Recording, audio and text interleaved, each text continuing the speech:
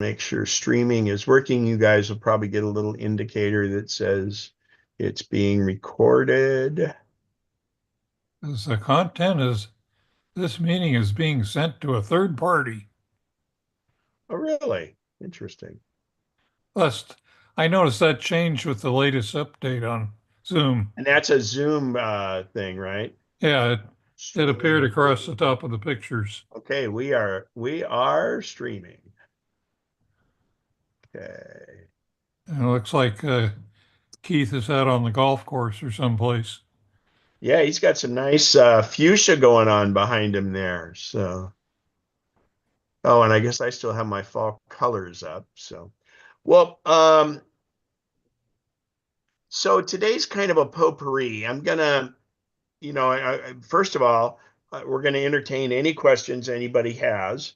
We'll go through that, and then um, I'm gonna talk about just some general tech things about Starlink and some different links I have that I've given out. The Link Master, who does a great job with that, about travel and some other accessories and things like that, Amazon links. And then I have become, I'll tell you, some of the AI features in photos on the iPhone are incredible, and we're going to go through that. But one of the big things I want to go through is, and I do this every time I take a trip, is how to set up and share an iCloud library, photos library. So what I do is when we start a trip out, I'll do that. And I did it. I was on 3 different trips during this thing, and we'll go into detail on that. But the idea is that I can share that with people I'm traveling with, and they can upload their own photos to it. So it's a useful tool that we have not talked about that much, and I end up using it a lot, and I think it's very beneficial for many reasons. So that being said, let's first, and gosh, we just don't have a big turnout today yet. But anyway, I think the time changed a long time ago. People maybe have other holiday things. So, and isn't this the day of the marathon? So maybe people are having trouble in traffic. So isn't it the Sacramento Well, Marathon or something? that's tomorrow, Oh, tomorrow. Okay. Well, they were blocking streets today, I thought I heard, Oh but but yeah. some it didn't streets are blocked off already. it didn't affect me. So not up here in Lincoln. Anyway, does anybody have any questions? General, or also it can be asked questions about what I'm gonna be covering too, if you have questions on that, because then I can make sure I answer your question there. And feel free. Barbara, you have your hand up. And after that, you guys can raise your hand digitally, or you can just unmute yourselves. But go ahead, Barbara. Well, this is kind of a basic question, I guess, but when I get a phone call on my phone, and Wait, wait, wait. Who gets phone calls anymore? I mean, come on. I actually You're a do. cave Oh, woman. I'm just kidding. I know, I know. But if I have to switch out of that screen, like, take a quick look at a text message or something, I can't find a way to get back to the screen, which is the phone screen, and I may have to use the keypad to do something. And No, I'm sure well, it's good, real good simple, but I question. can't. Yeah, so when you're in a phone call, the rare time that we're in phone calls, um, now, which phone model do you have? The 12 mini, I'm sorry, the 12 mini. the 12 mini. Yeah, but I'm still able to update to the current operating system. Yeah. So, and that one has Touch ID, doesn't it? Or do you use Face ID? Um, I use the Is touch. there a button, a physical button on the face of the phone? No, there's no. Okay, good. You're on Face ID. So what you'll notice is there's this thing at the very top of the phone, and it's called the dynamic island. And that's that little black oval that's pill Yeah, shaped up there at the top. And yeah. when you're on a phone call and you do other stuff, generally speaking, up there, it may either be green or it may have a little green phone logo. And on the mini, it'll probably be pretty small. But if you Okay, tap up in that very center top right there, that will return you to your phone screen. okay, So Okay, you can play with that. The other thing you can always do is if you go to the very bottom of the front screen and yeah, go off the screen a little, and you may sometimes see a little white bar along there. I But if you do. bring your finger farther off the bezel and then swipe up part way, like swipe up an inch and hold, and then you have a carousel of all your apps that are open, and you could switch to the phone that way. But I find that on a phone call, the best way is to just tap right at the very top where Okay, the dynamic island is, and that'll switch you back to a phone call. Consequently, that thing can do many things. I listen to podcasts a lot, and I could be doing something else. Let's say I'm sending a text message or whatever. And in that dynamic island, if I tap it up there, it gets me right back to the podcast. And they call it a dynamic island is because it changes. And I can have, like, if I'm listening to a podcast or on a phone call or whatever, it can change its states up there and you can just tap on it. huh, okay. And think of it more like, in fact, here's a way to think about it. Kind of like on your Mac, you have your dock, which is all Mhm. your icons, and Right, you can go click on any of those to go back and forth between them. Well, the dynamic island at that point is kind of that way. And if worse comes to worse, you can go to the very bottom and swipe up, and if you do a full swipe, you'll get to your home screen again, and then you can go from there. But that's not quite cave lady-ish, but it's almost cave lady-ish. okay, so if I were to have to do the swiping up from the bottom, and I get back to my screen, then do I just click on the phone app at the bottom of the home screen? Is that what I would do? Yes. Okay, Or when you swipe up halfway, or not halfway, about yeah, an inch or so and let go, it's a carousel where you swipe left and right through all your applications. and what app would I hit then to get back to the phone screen? Well, you'll see it'll be the one that looks like the phone, where it'll show the keypad, or it'll show your choices and things like that. But I really think your best bet is to just tap. So next time you're on a call, Yeah, and you were on speakerphone, right, or not on speakerphone yeah, when you're usually I am. I'm sorry. Usually I am on speaker. Yeah, so just look at your dynamic island, and you'll see that there'll be a little green, the little indicator of an old style phone headset, or handset, I should say. Okay, great. Is there It anything won't else look like a dynamic? princess phone. It'll look like an old ring phone. Okay. Is there anything else that dynamic island does that we should know about? That I never knew that it did things. Yeah, and it's contextual, so it depends on what's going on.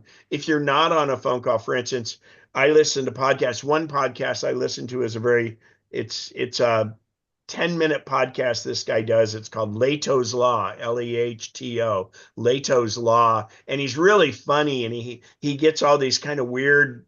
He's a lemon lawyer in Michigan, is how he got his start. But then, he's a car guy, but people send him all these really weird legal cases and they're not big and extensive ones. He clears this thing out in 10 minutes, but it's unique stuff. So it's a very quick podcast. So if I'm listening to him, I don't have it set. You can set a podcast to automatically keep going. But the problem with that is I fall asleep sometimes when I'm listening to podcasts. So it might go through 12 podcasts, and then well, where'd they go? So I don't tell it to automatically go podcast to podcast. So with his, if I'm listening to it, when it gets near the end, he has a little 30-second thing where the female comes on and announces, and she does a little riddle or joke kind of thing.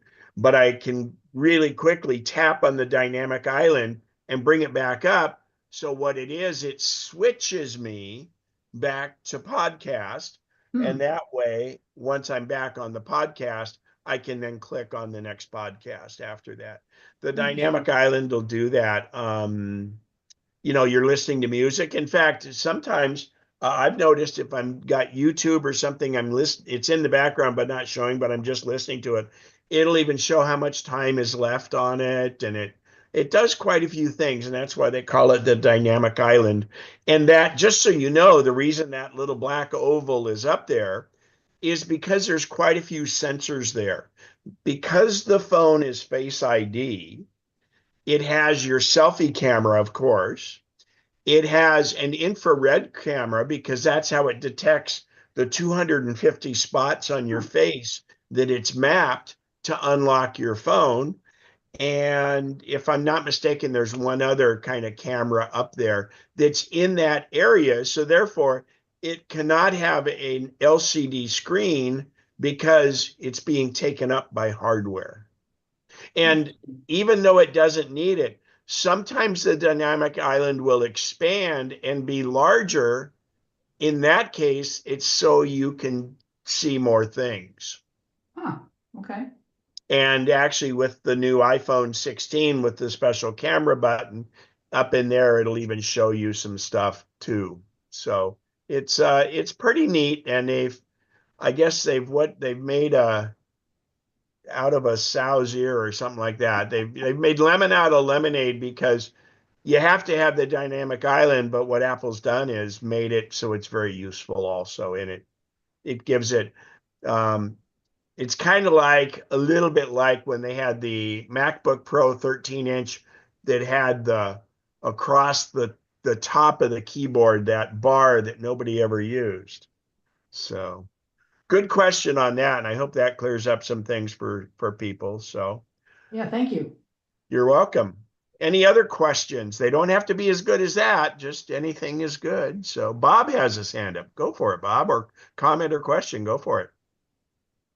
Here's one you may or may, it's kind of techy, but okay, on the new iMacs like I now have, there's 4 ports on the back, and it says they're all Thunderbolt.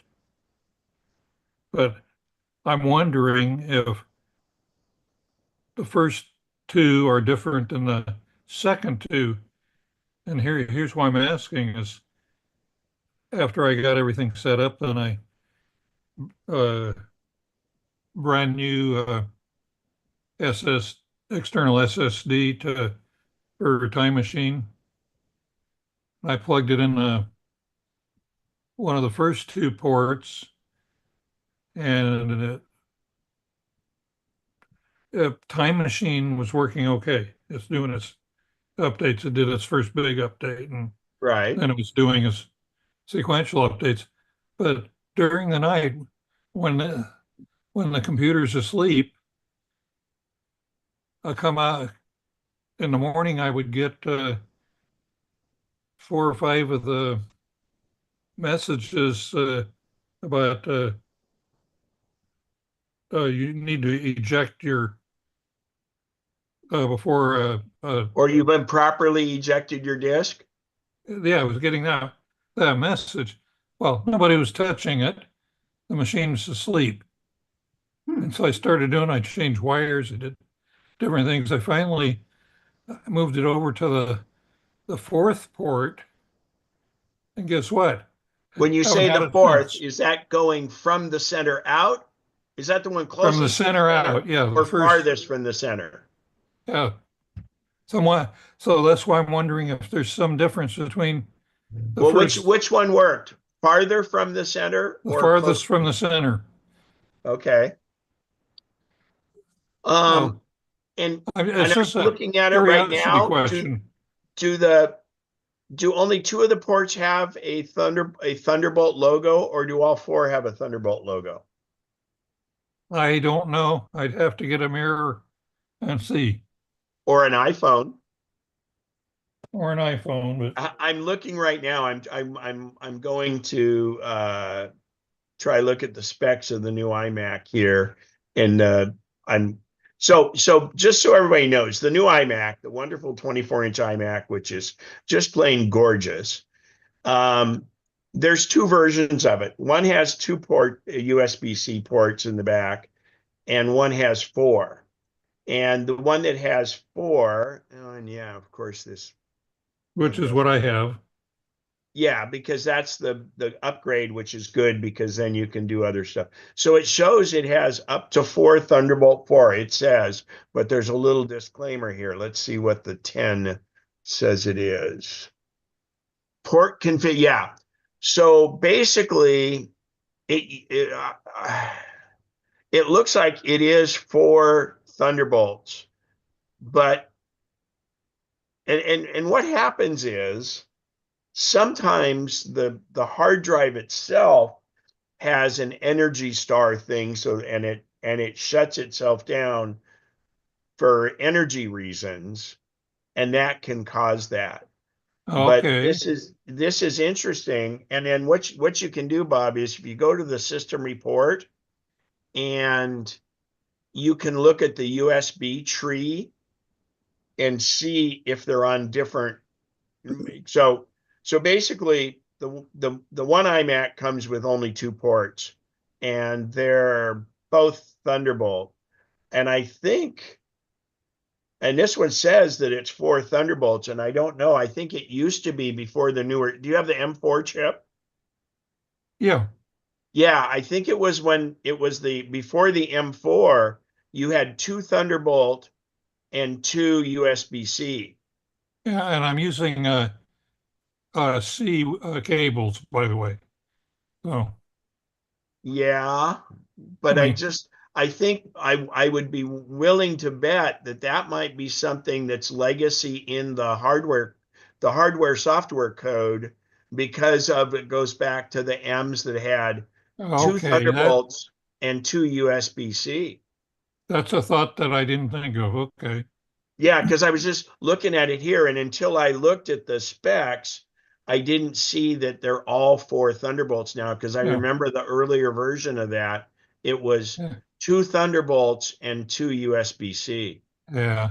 Because now since I moved it over to that other port, working fine. I'm not getting Well, and any mess. that's good news and good Yeah. information, and you might do the board, the Apple support boards a favor, is look up that problem, say, it's going to sleep or whatever, and then you could even post your solution, because that's a big deal.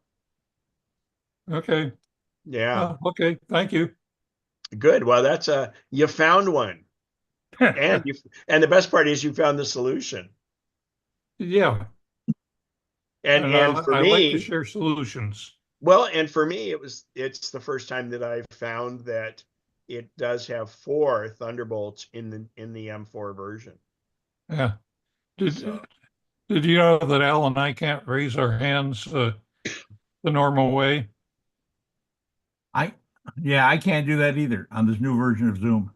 Well, when you're a co-host, it's because you're a co-host. well, Keith's not a What you got co-host, to but he do is says he can't raise his hand. use the keyboard. It's Option Y. Option Y. If you're your host or co-host, you go use Option Y to raise your hand. What about non-co-hosts? No, You but have a command. well, Keith, go ahead and hold down Option and tap Y and see if it works. It should work for you too. Yeah, it did. Yeah. Yeah. Okay. Yeah, but why in the That, hell would they take it off of the bar? damn if I know. Oh, and so here is, it looks like it's Shift Command Y brings up the reaction panel. Let's look if it's there. Shift Command Y brings up the raise hand, but the raise hand isn't in the React panel. That's weird. So Keith, if you go down, you're not a co-host. If you go down where it says React in the bottom and hit the little upward arrow, do you get one that says raise hand? No, I get one that says recognize hand gestures. Yeah. Well, that's actually, you know what? If you do that, you guys, you can just raise your physical hand and it will raise your hand. Oh, really? Try that, Keith. Turn on physical hand gestures. I raises my No, hand. no, not waving. That's a wave. Just raise Oh. your hand like you're raised right in the center. You're off to the side too much. There you go. Just hold it still, turn it. I'm Well, and doing, you're on a studio, aren't you, yes, Keith? yeah, So are you using the studio display from Apple? yes. Okay, then it should recognize you, but it didn't. It looked like it did it for Al and it did it for me. Okay. Well, Command Y is, if as long as I know what that is, that's Yeah, easy. and if you want to bring up the total panel is you hold Shift Command Y, and then you'll see a raise hand there also. Al, did you have a question, or you were doing No, the I'm raise just hand thing? exploring some of these new options. I had no idea about some of these. Yeah, but I think that's an oversight. That's not right. Well, that's weird, because mine still has the raise hand if I hit the react Well, button. you may not be on the newest version, That's and not possible. and that not that that's a bad thing. Yeah. So I'm just looking if it's in the menu up there, and it's not. Well, I have a feeling that's an oversight, and they'll probably fix it. See, I'm on 6.2.6. And then it Yeah, has all, go, Barbara. You were the one that said you're able to get it. Go up next to Sure. the Apple logo, click on Zoom Workplace, and click About Zoom. The current version, which I just updated yesterday, is 6.2.11. Yeah, that's what I'm on. really, Barbara, what are you on? I'm way It's behind. not showing anything. Where do I? Go up to the word Zoom Workplace and come down to About Zoom Workplace. Yeah, I did that. And it'll pop up a little window and should show you the version number. I'm not seeing a little window pop up. Nothing happens. Okay, well, That's weird. don't worry about it. But Al, you're not updated and it isn't on yours, right? Um, The hand yeah, gesture ability has been there for a while. yeah. Yeah. So is the option Y. Yeah. I've known that for a while.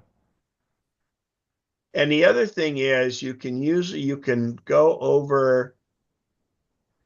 No, you used to be able to go into profile to your own and put your hand up too. So anyway, well, little quirks, that's what it's all about. We're all learning, right? Yeah, yeah. See what happens when I go away for Moving 45 target. days.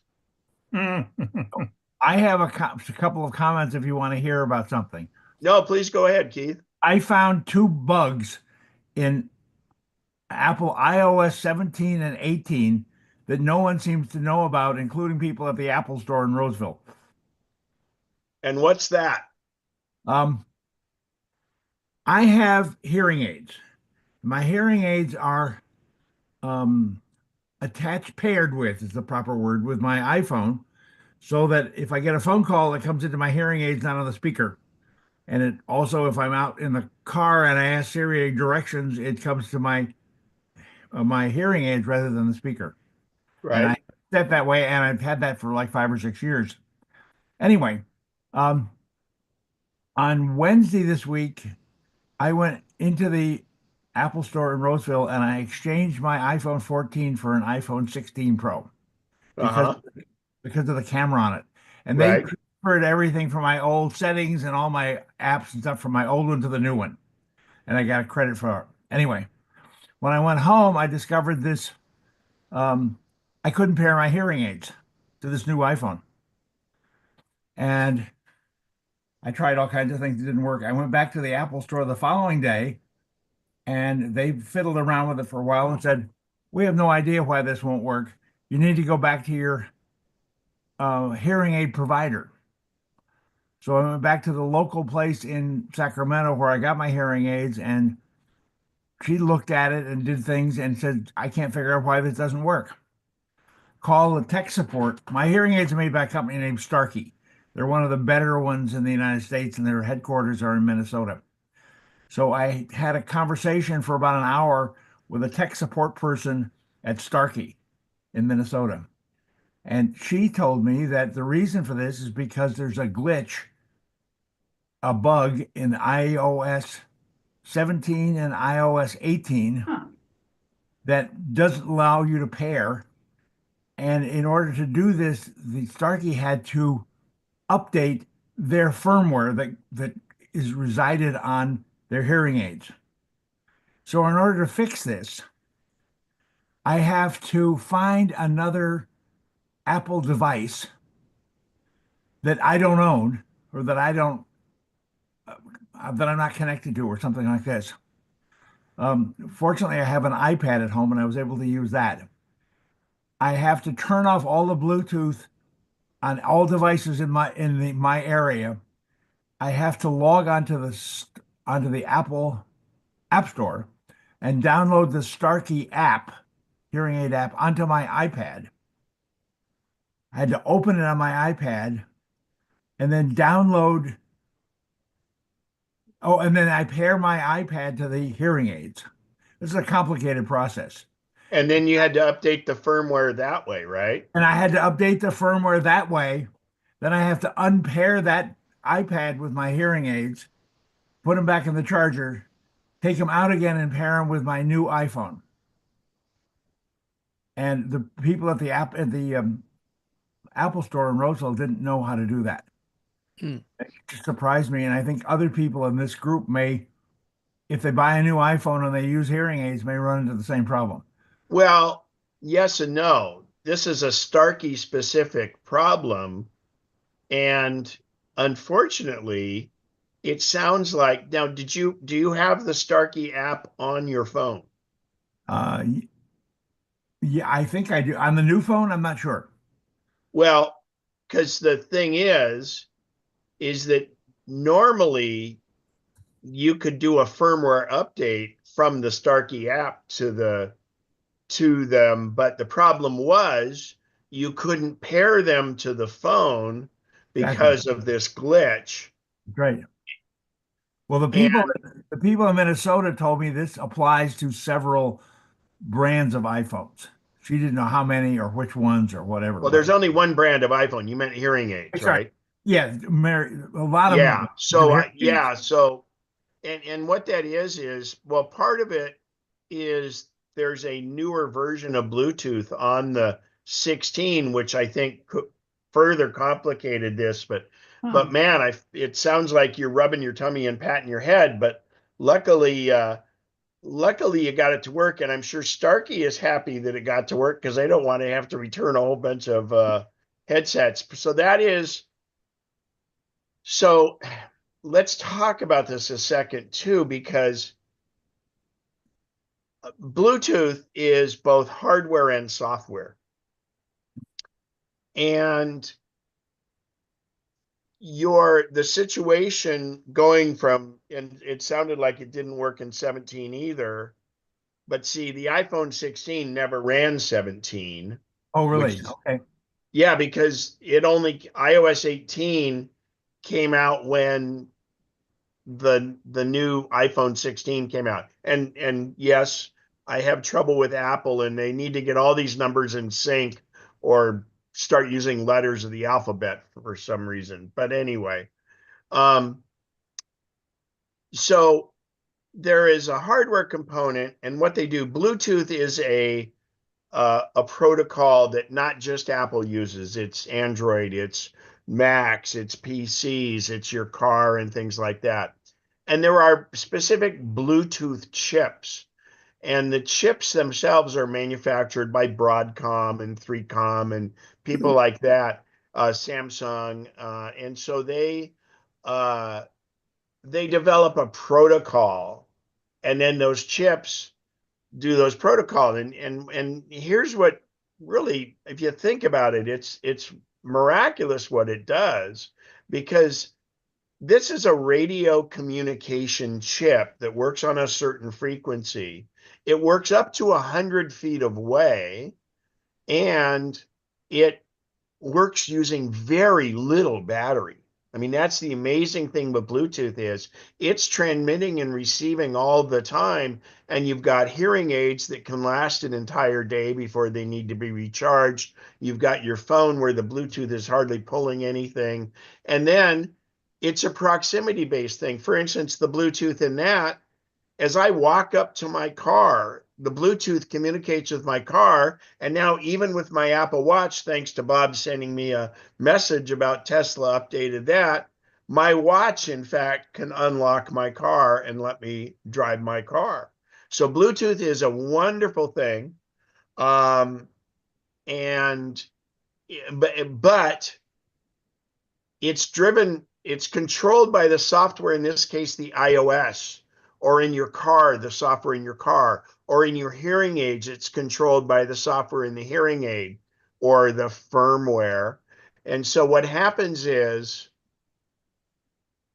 when it's always, and Keith, you referenced this in your email to me about these other issues, is I'm always of the volition, if it ain't broken, don't fix it.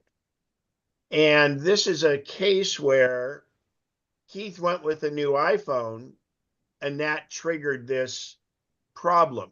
Now, Keith just got that recently and the phone's been out since October, or sorry, September. And so, it's not known. And then what it does is, what firmware is the software that runs the hardware. So in Keith's case, what he had to do is, through his iPad, he had to download the app. Well, first of all, because his iPad was running what had an older version of the Bluetooth chip and an older version of the software, he was able to pair his headset with the iPad. So now it can communicate to each other, not just to make phone calls or anything, but also that app can communicate over Bluetooth. It doesn't use Wi-Fi. It doesn't use a cable. It, in fact, just uses Bluetooth. So the app is now communicating with his Starkey headset. And what happened then is it can update the firmware. Now, the firmware in this case comes down from Starkey. Starkey is a developer and they make the software that runs their headsets, and they make the software that runs the chip. So what happened is he was able to update the chip's firmware because he could connect to it. The reason he couldn't do it with the phone is because of this glitch, which it sounds like others are having. And it seems to be Apple's problem, but it really is probably something to do with the Bluetooth protocols. There may be other newer versions of the Bluetooth chip having the same trouble, but it wouldn't pair with it because it'd never been paired with that. And therefore it couldn't pair, so it couldn't communicate over Bluetooth to update the firmware. So, and this just doesn't apply to that. It can be whether you have a Bluetooth mouse. The Apple mice, you just plug them to the cable and it hooks up and it works, and different things like that. But the other big thing that happens many times when you do, and again, it was new software, but because his old software worked with his iPad, it probably had to do with the new chip. This is the problem many people run into. If their phone used to work on the car or it's Bluetooth really well, and then they get an update and a new phone and it's got a new chip, and then the car doesn't know how to recognize it, and you got to go through that setup. So it's a blessing and it's a curse.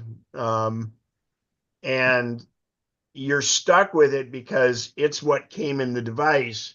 And they might find a workaround around this, but Keith's workaround was a little kludgy. And the other thing, Keith, you might have also been able to use Mary's if needed, Mary's phone. Yes. Yeah, I could have Uh, used. and or no, probably not your Mac, because there isn't an app for the Mac. But anyway, I'm glad you had a resolution to it, and I think it's not Starkey's fault, because they were able to update the firmware, but it's because it couldn't connect. And No. and the thing being, so let's think this through a second. Let's just say you hadn't changed your phone, but you decided on your existing phone to update to iOS 18. More than likely that would not have broken this problem because you were already paired to it. Exactly. Yes. So yeah.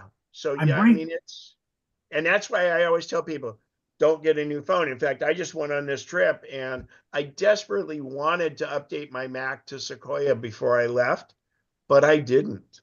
And I was gonna do it now that I'm back, but I figured, you know what? I have a Zoom meeting today. I don't want to update to Sequoia. So after our meeting's over today, at some point this weekend, I will update to Sequoia. And and Keith, that's part of your question too. The group here at the group in Lincoln Hills has a few ex-Apple employees, and they have one guy that like has tested Sequoia on 5 different Macs and everything.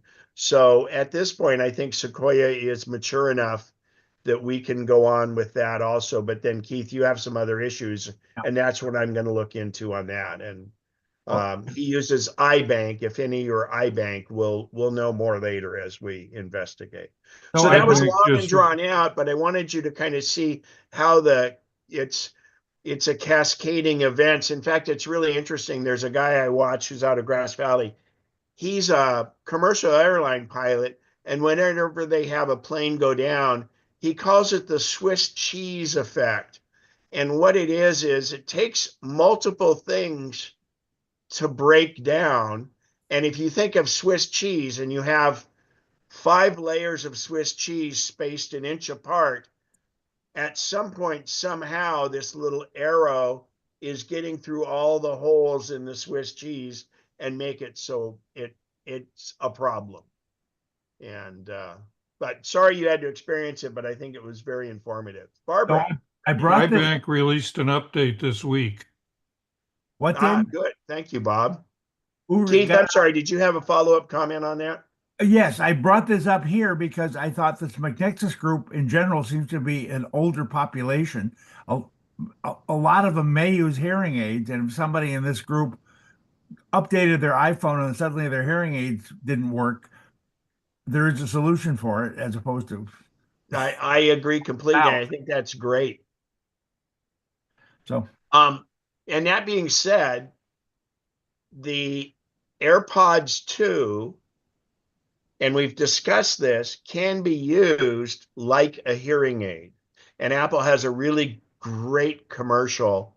Al, if you get a chance to find, because we can't play it because it's a copyrighted Apple one, it's an AirPods 2 hearing aid commercial about a guy who it's Christmas and his grandkid is getting a present, and you just hear background of the kid making noise, and then he gets AirPods 2 for Christmas and puts them in, and now he can hear everything. And it really is amazing. And it shows how, as I've preached all along, hearing aids can enhance your life dramatically. And I encourage everyone, as I always do when this comes up, Costco gives you free hearing aid tests or hearing tests. And I do it myself. I get checked once a year. I'm borderline. I'm almost to the point where I should start getting hearing aids with my high-pitched tones.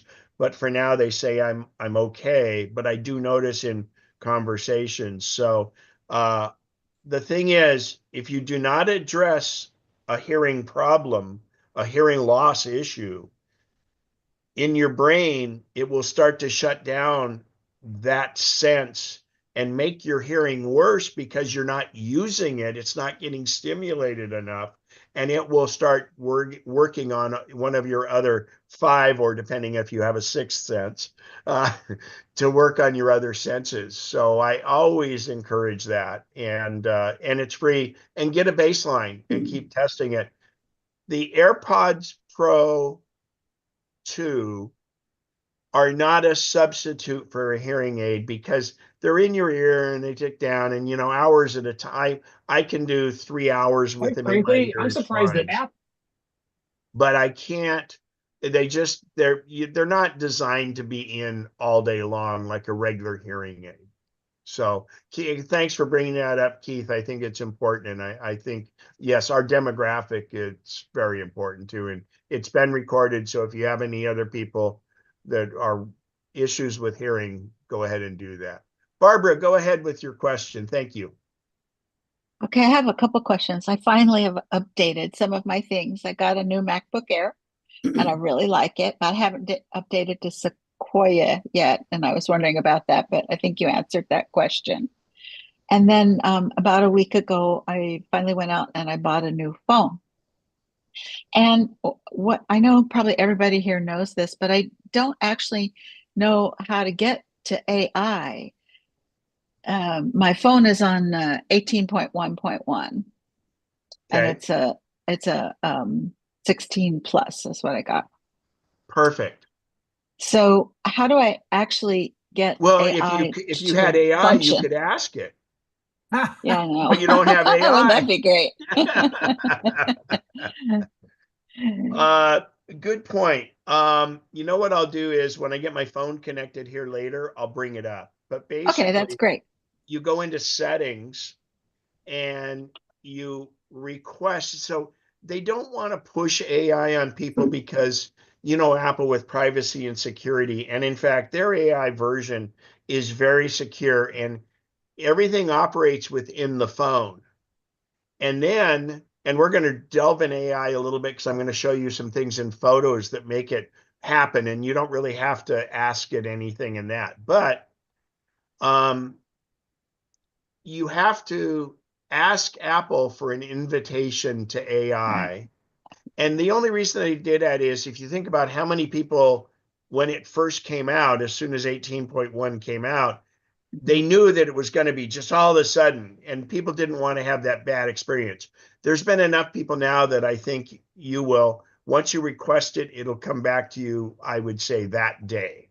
And So you're going to then show us later how to it's do that? it's live. Yeah, I'm gonna Yeah. bring it in on the Okay. phone, and if for some reason it doesn't show on mine because I've already been invited, we'll ask you to just where that thing is on yours.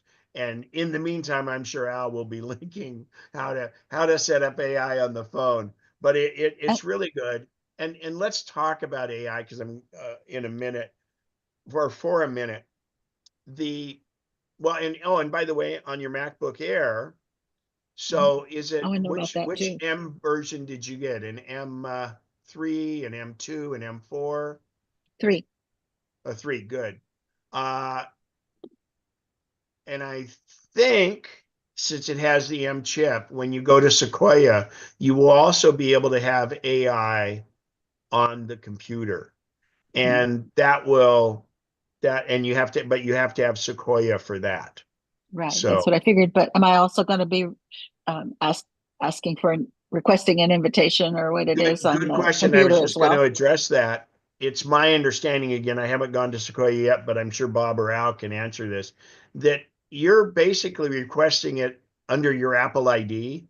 So everything that Right. has your Apple ID that's able to do it, you won't have to get re-invited for each device. It Okay. will it will enroll you in that. And in fact, the Mac, I'm a Mac, an iPad mini user, and the new iPad mini will do it. And that's going to be my purchase this week because I the mini came out right before I left and I couldn't get it before I Yeah. left. And I'm kind of glad because then I didn't really care if something happened to mine during the trip. And so I'll be doing that. It all comes with one exception, Ken. Yeah. On photos, the new cleanup feature, uh, well, you don't actually request it, but it does download the first time that you try to use it. And it's different because the request is really more for the queries of going out and asking it Correct. Yeah. questions, right? Okay. And Bob, Uh, just because I'm going to be talking about that on the phone a bit, is cleanup on Sequoia very similar to the phone? Yeah, they're pretty very much. Yeah, they're considering the different screens and stuff. Yeah, they're pretty much the same. Yeah, you guys, that's one of the things I'm going to go over because I, so just so you know, so I got the phone right before I left, and I wasn't going to update to 18.1 because I have a rule when I travel to not do big updates. But I'm starting to go through some of my photos when I'm on this trip and I'm going, oh God, I could really use cleanup now. So at one of the hotels when I had really good internet, I did in fact go to 18.1 when I was on the trip and I survived. Everything went fine and I'm really glad because cleanup is really cool. And we're gonna go through that. And we're main crux is that, and then the iCloud library, which has nothing, excuse me, nothing to do with Apple Intelligence. Now, let's talk about AI. So on the Mac, you have to have an M series chip to do it. If I'm not mistaken, even an M1 can do it. Al, is that what you read? And Bob? Yeah. I Yeah, even believe an so. M1 chip. And then on There's the info. iPhone for AI, which is the questions and inquiries and what's called cleanup, has to be a 15 Pro or Pro Max or any of the 16s. Okay.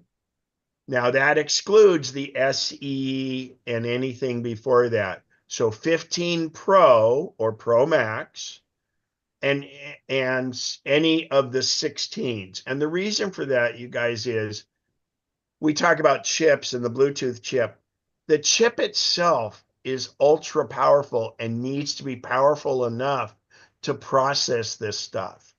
There's a likelihood that a regular 15 could work, and it seems like Apple's trying to make you buy the new. No, what it really is you probably wouldn't have a good experience with it because the chip just isn't powerful enough. And when you look at Apple, I mean, there are a ton of people out there that are running 8 and 9 year old Macs. So it's not like Apple is really trying to obsolete everything.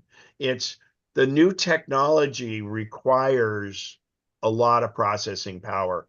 And I mean, basically these MacBook Pros now, the M4 MacBook Pro is essentially the same chip that's in the iPhone. And it's amazing. So Barbara, and I'm sorry, not Barbara Moore, but Barbara Badowd. Did you have any other comments or questions on your stuff? I did have one more question. If you would just Okay. clarify on the AirPods, which which one were you referring to? You said the two, is it Pro or It's the what? Or AirPods Pro 2. okay. And Okay, thanks. they've been out for a while. But the software, the firmware now has been updated enough, and with 18.1 on the phone, it works. It can work as a hearing assistive device is Okay. how I could do it. It will boost different things. I haven't had an opportunity to try it yet, but I'm going to, because I noticed in some of the, and it's the first time while traveling, and sometimes in a group, I was having trouble hearing people, and I just didn't sit down and activate it to see if it would do it. But I think it's a good thing. So. Check out the links in the chat. There's Oh quite yeah, a few. as always, Al's on top of that, and the best thing is Bob sends that out in the blast, and all of these links that are in there are so. I mean it is 100-fold increase in the information you're getting from just me blabbering on. So, and Al, thank you for that, and a huge hand. It's wonderful. Barbara, go ahead. Barbara Moore, go ahead. Yeah, I just have two quick questions. One is, does anyone have an external optical drive that they use so that you can download CDs into your Apple Music or use a DVD with your computer? Does anyone have a good recommendation for? So this is Cave Woman 2.0. Actually, you know what? Anyone will work. You don't need drivers. I just go to Amazon. I Mhm. like LG as a brand name, but here's a little tip. Yeah, You'll get USB, and they'll probably be USB-A. Some might have USB-C, but you don't need USB-C. Either one will work. But there are two types of DVD drives, and a DVD drive is also a CD, and it's also a DVD burner. They're all rolled into one. You don't need to get separate.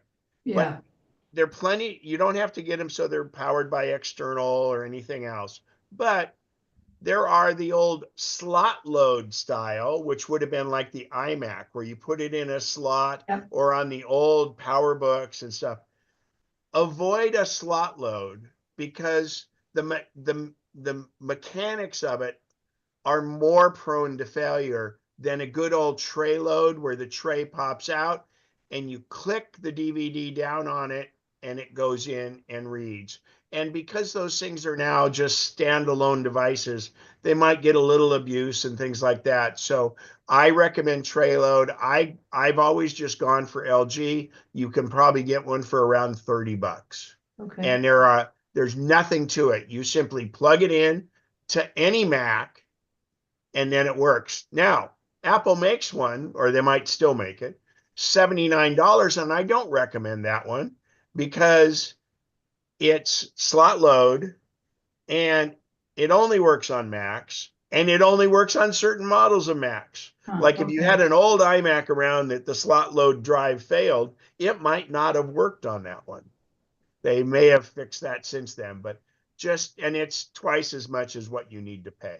Okay, great. And my other question is, since I updated to either 18.1 or 18.11, I can't easily find my photo library. They have all these suggestions, and it's like, I just want to go to my darn library. Are you I on your don't know how to Mac do then? it. Is that on your Mac or your phone? This is on my phone. When I open the Photos app, I get all this stuff which has got, Oh, it's the way it's laid out. yeah, it's got Yeah. recent days and people. Yeah, the So I just library's want my there, but it's library. harder to find. I'll tell you what, when I go in and I launch my phone and put it on the screen, let's make sure because I yeah, it's not as much, it's not as intuitive to me. It sure isn't. Okay, Another good brand is Buffalo. Oh yeah, Buffalo's good. They're Buffalo used to make hard drives and stuff, and they make somebody else's, but Buffalo is very good. Yeah, okay, thank you they very much. run about $35, $40, Yeah, somewhere in there. good. Thanks for bringing that up. I hadn't even thought about them for a long time. So Also on Amazon, Bob? Yeah, at Okay, least they were the last time I bought one. okay, thank you both. That's been a while. yeah, no, I used to swear by Buffalo. All right, Donna, go right ahead. I have a question back on the window, the design window. I sent a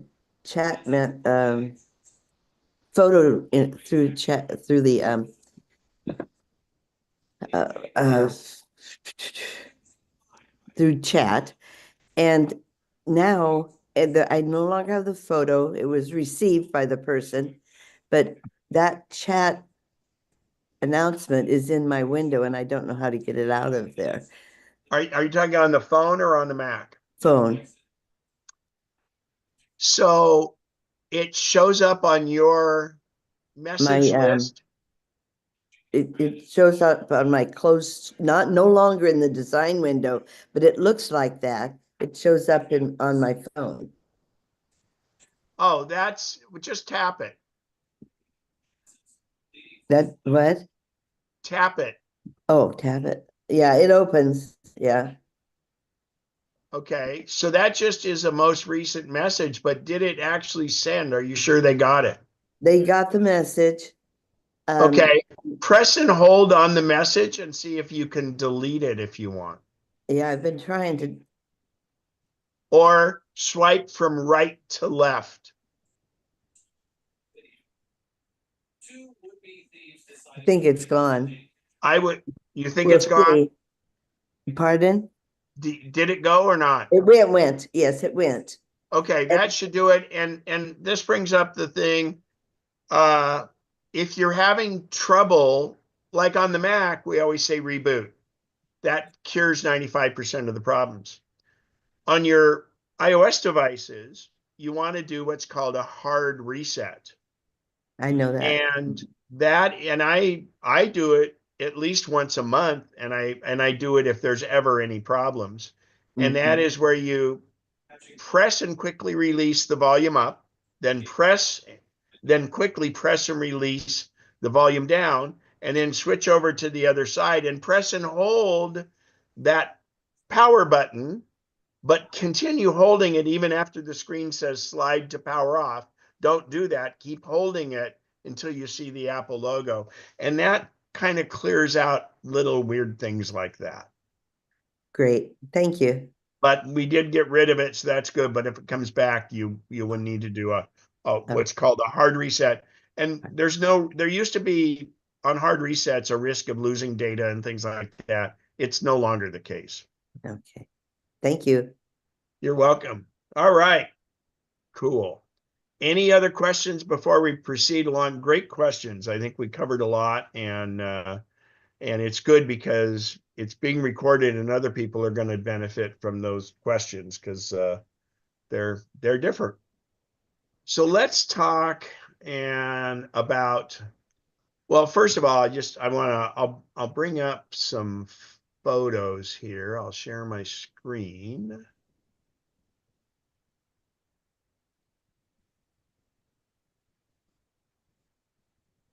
All right. So I have a ton of photos. I haven't been able to go curate them all yet, but oops, that's way too many. So it was a great time. Let me get this. Oh, that's too small. There we go. Well, I'll do this. So I started out, actually, I think I have let me move the Zoom window over there out of the way. And I'm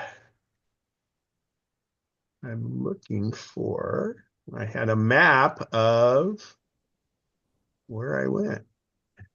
Well, I got to point this out. This was October 7th. We had Aurora Borealis in Lincoln looking towards the north. So this was pretty awesome. So I have an app called Aurora Pro, and it showed that it was going to be 4 point something that night. And this was done with my iPhone. So pretty amazing.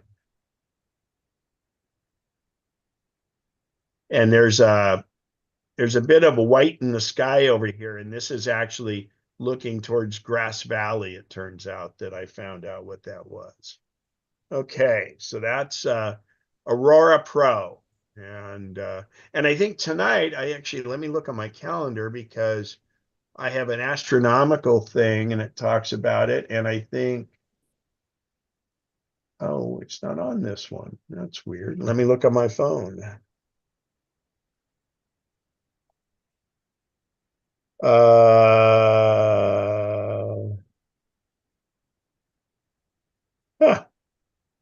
I bet it's on my iPad then. It shows me astronomical things, and I think Jupiter or something yeah, Jupiter is supposed to be crazy bright tonight. It'll be the nearest point on Earth. And that'll come up because I'm going to talk briefly about astrophotography a little bit too as we go along. All right. So, and I've got some pictures. This is the comet that was on October 14th. Anyway, so I flew Turkish Airlines direct from Seattle to Istanbul, and since I don't have any children or anybody to leave it to, I did business class, and I'll tell you, it was wonderful. So we have a little bit of smoked salmon, some shrimp, and some really good pumpkin soup. So when I do long trips like that, I figure it adds a day to my trip to go business class because I arrive well rested. So this is a terrible photo. but this was Northern Lights from the plane. So I want to give you a little tip when you're going along. And what I do is I took 2 boxes of chocolate with me. When I got on the plane, and this is even if you're in economy, it'll work. And I got the purser, the main flight attendant, and I said, "Here's a box of chocolates for you. You have my permission if Northern Lights come up to wake me up, please." And so I said, "I have a second box." And I asked them if they would take that and put that up to the cockpit because the guys in the cockpit have the best view ever. And so uh, it's I've done this 3 times, and the first 2 times, the one time is I even went up in the cockpit because we were on the ground, and the co-pilot says, "Oh my gosh, yeah, it's supposed to be great tonight. I brought my big camera and all this." So I figured, oh great. Well, it turned out nothing happened that night, even though it was forecast that way. And this wasn't really forecast, but they did come back and they woke me up. And I always position myself on the left side of the plane. If I'm flying from here, you go up over the top, you go over Iceland and Greenland and go down to Europe because I was flying to Istanbul. And it turns out that the Northern Lights were on the right side of the plane. And the flight attendant woke me up and there was a seat available and I got to go sit on the other side of the plane. But it's the worst iPhone plane shots I've ever taken, but I did get to see the Northern Lights. So anyway, those of you that have been to Turkey know how wonderful Turkey is. I totally underestimated Turkey. Uh, the people are fantastic. The country is incredible. I went from 8th century BC before, that's like, what's that, 10,000 years ago, more than that, and seeing artifacts to brand new modern cities. And that's called the Blue Mask. This was actually from the taxi going to my hotel. This was out the room of my hotel. Spires, mosques, churches, all kinds of just wonderful stuff. And I really encourage it. The food's incredible. This was basically a kebab from right up the street. It was in Turkey, there were tons of flags out because it was their equivalent of 4th of July, their Independence Day. So one thing, Turkey is very Western. They they're a Muslim country, but they're really not.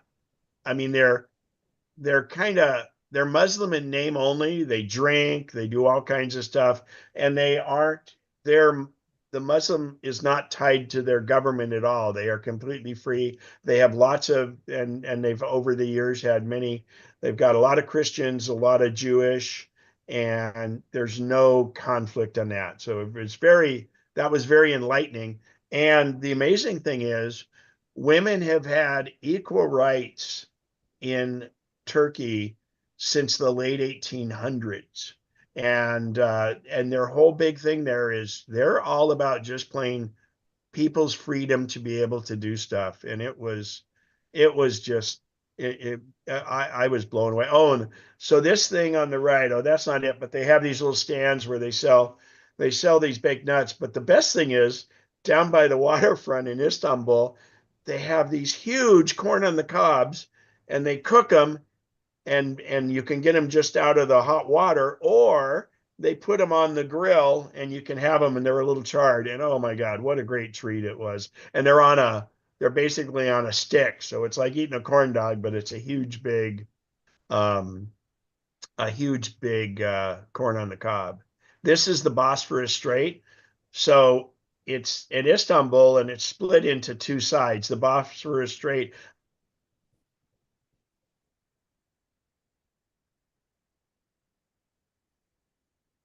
tidal fluctuation, and it has some of the most expensive real estate in the world, not here, but a little farther up.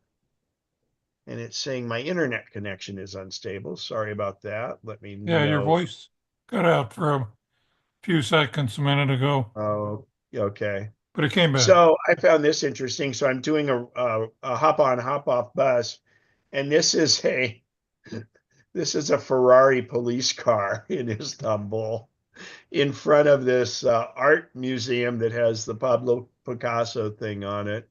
Oh, here's a little trick. So I'm on this hop on, hop off bus. And you notice there's a whole bunch of people on the other side of this sign. So from the bus, this sign is backwards. So let me go in and show you. Let's see if I do this. I go to edit, image.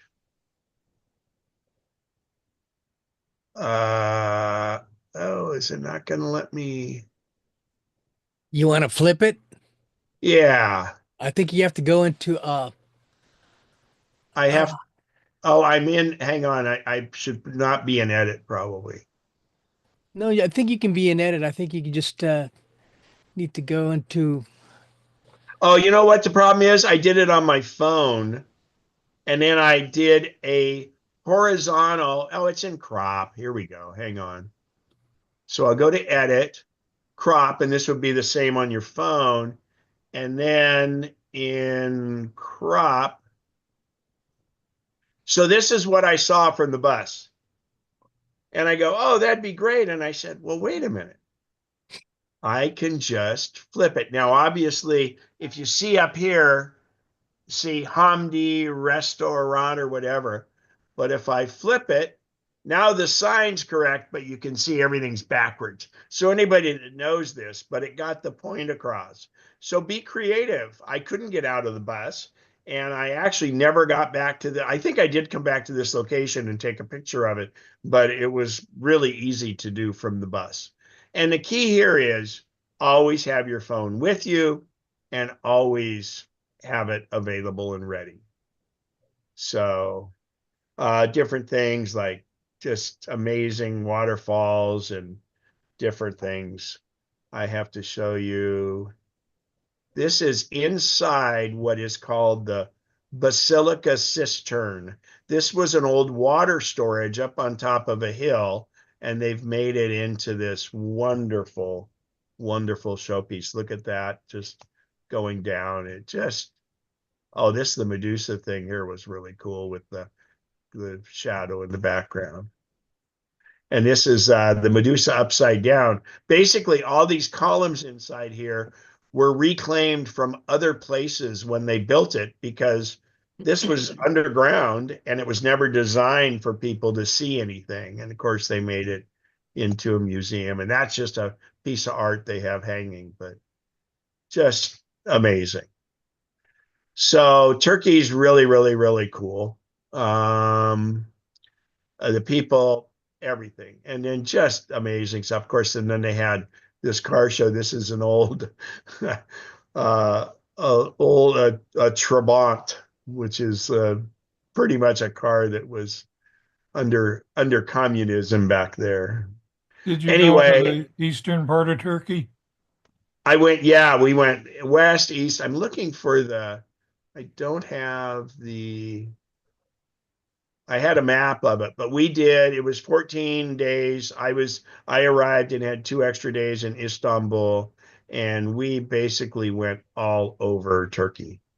Um, and it was, and then this is Cappadocia, and I encourage you to take the balloon ride in Cappadocia. And it was, and by the way, the amazing thing is they landed the balloon on this trailer. And that's how good these pilots are. So very, very, very, very cool. I encourage that. There's about 26 people in the gondola when you do it. But again, I took virtually all the photos with my iPhone. This is one. This is actually a long exposure with the iPhone. So you hit live and click long exposure and it softens it like waterfall shots do. I also, every day we had an itinerary. And so I take a picture of that and I have that with me on the phone. So here's where we go from Turkey. I go on my second trip, which is Albania. Well, actually, it says it here. It's Albania, Montenegro, Croatia, and Slovenia. And wow, incredible countries. Been through quite a bit. And so all of these, what I did for each of these trips is I made a separate iPhoto cloud library. And I have to show you this one. This is, let me look for, so this photo, you'll notice the fog up here at the top. This is called the Palace of Culture and Science. And the way they've lit this is incredible. Well, I'm in an Uber from the airport to my hotel. I flew from Turkey. And as I'm going along, the Uber stops because of traffic. And I see this building and I roll down the window and I stick my iPhone out and it's raining outside, but my phone isn't getting rained on. And I captured this picture, which I'll never ever get again because there's fog here and just all kinds of stuff. It was just amazing. And it was because I had my iPhone ready with me at all times. And I went to this same place later and you can see there's no fog.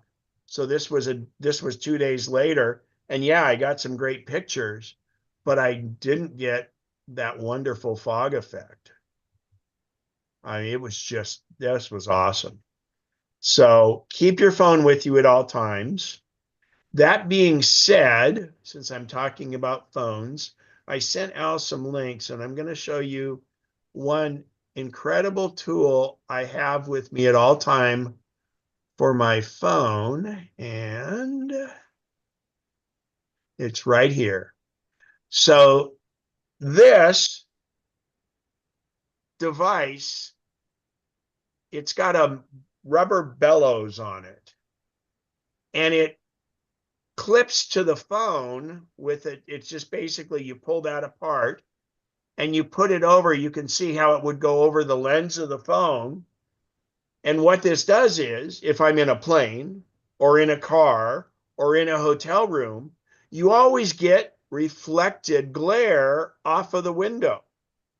So this creates a light-proof seal against the window. So it basically gets rid of all that reflection you get when you're taking photos against glass. And it's a $20 item, and it's awesome. And I've never found one. That's the only one I've ever found. I really want one that has a better bellows on it. By the way, I have a huge bellows that I bought from B&H Photo for my big camera. So anyway, that's that. We'll go through. Oh, so here's another funny thing. I took and I created a QR code because people on Androids were not able to get to my website that links to my iPhoto shared library, or excuse me, photo shared library. So your iPhone can create a QR code. So just little things like this wonderful Warsaw thing, and Warsaw, incredible. That was where this picture was from. And then, so doing things like this, this was too bright, so I toned it down, which I'll show you how to do in the iPhone. And then I'm in these underground caverns. This is an old salt mine, believe it or not. And just all the miners in their spare time carved all these things. So, and then I've been to the killing fields before, and I made sure that I went to Auschwitz. And even though we had this incredible sunset going on, to me, the barbed wire was pretty poignant on what was going on. So I used portrait in this so that the barbed wire was in focus, and the and the other wasn't. Here I was in focus in the back. We just had an incredible sunset. This photo right here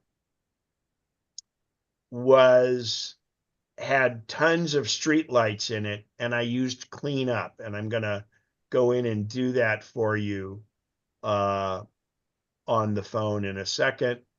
So then we're going along, and just little street things, like we're doing this little walk, and this is a painting in this wall along this little city. And this was, if I'm not mistaken, where was it? This was, in Bratislava in Slovakia.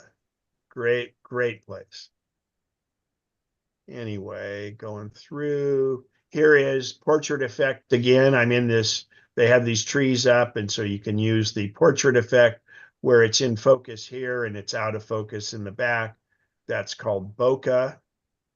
And to be honest, I have tons more pictures, but I've gotten in the habit of always looking down, and in many cities, there are some very interesting manhole covers, and they're kind of works of art in their own. So don't be afraid to look up and look down. And even things like, so this is a scene where I'm in this thing here waiting for this clock to do its thing. I zoomed in really, really far on my iPhone on this, and it's just, this thing was less than a foot by a foot, and you can use your phone to zoom in.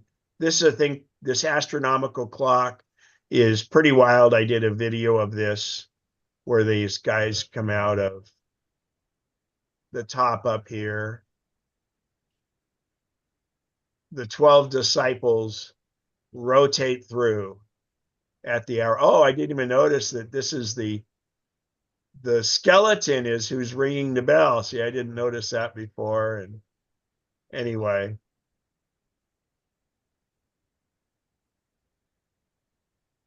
And that was in Prague, if I'm not mistaken. Yeah, Prague. Beautiful city. Okay. So that's enough for photos right now. Let's go in, and I'm going to display my iPhone. So let's hook the cable up.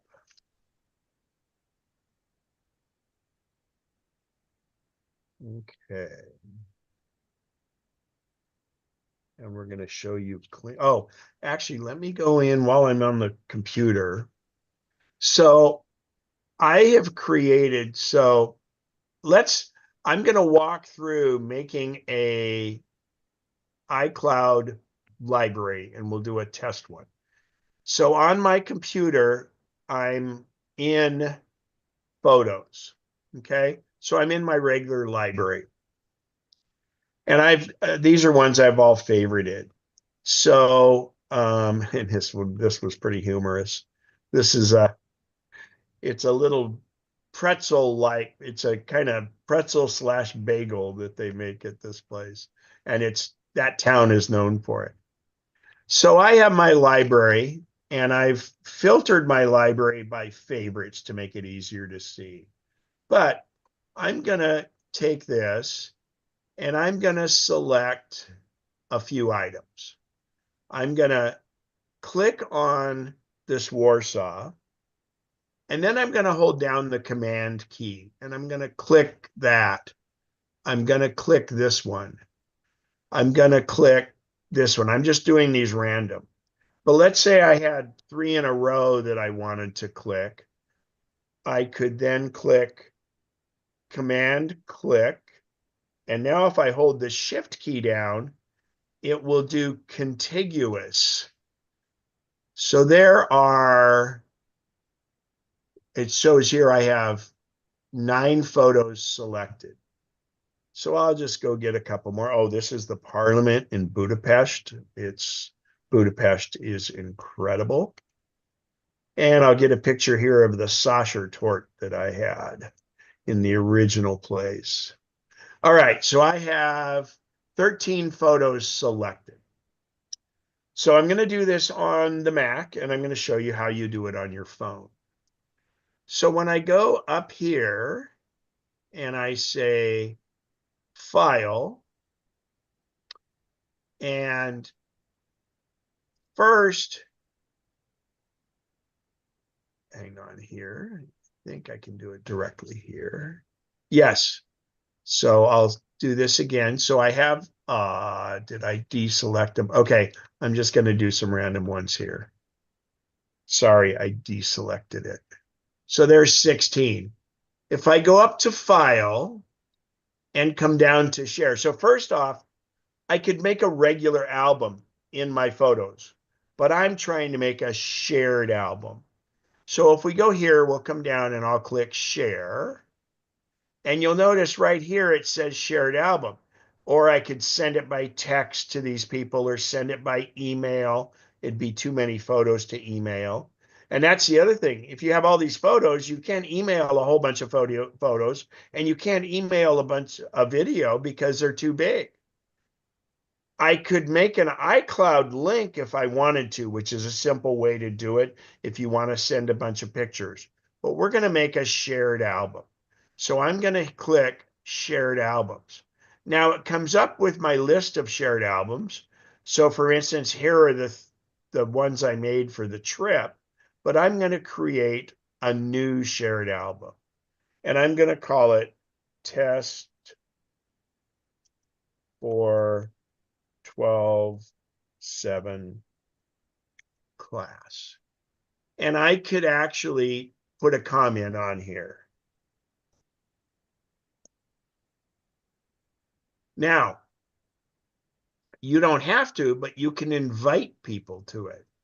So when I click this, and I don't want us to get kicked out on privacy concerns, so I'm not going to put an email in here. But if I hit plus, it goes into my address book and finds it. And therefore, if I wanted somebody in my family to be able to view it, it would send them an invitation to view this library. The cool thing about it is if someone sees it and, quote, subscribes to the photo library, as new photos get added to it, they get a notification say, hey, 3 new photos just got uploaded. So this is, again, we went up to File, we came down to Share, and we created a new shared album. So I'm now going to create that album. And right here it is, and it's blank right now, but it's loading in those photos because those photos, there they are, most of them. There's all 16. So that is now a shared library. This, in a little bit, will show you, it will show up on my phone because it syncs with my phone and everything else. But right now, nobody else knows about this. So if I go up here, in fact, let me highlight my cursor for you. So if I go up here, here's information about it. But if I hit this little icon and say, oh, yeah, test for that. I'm the owner. I can invite people. Now, if it's your own one, you may not want subscribers to post their own photos. But when I do a group trip like this, I leave it on and then other people can put their photos up there. But let's think about this. You go to somebody's retirement party, let's say, and you take a bunch of photos. Well, actually, I just recently had my 50-year class reunion. So I created one of these for my 50-year class reunion. And I took a whole bunch of photos, but other people took photos, and I allowed them to upload their photos to this iPhoto, or excuse me, I don't know why I keep saying iPhoto, iCloud Photos library.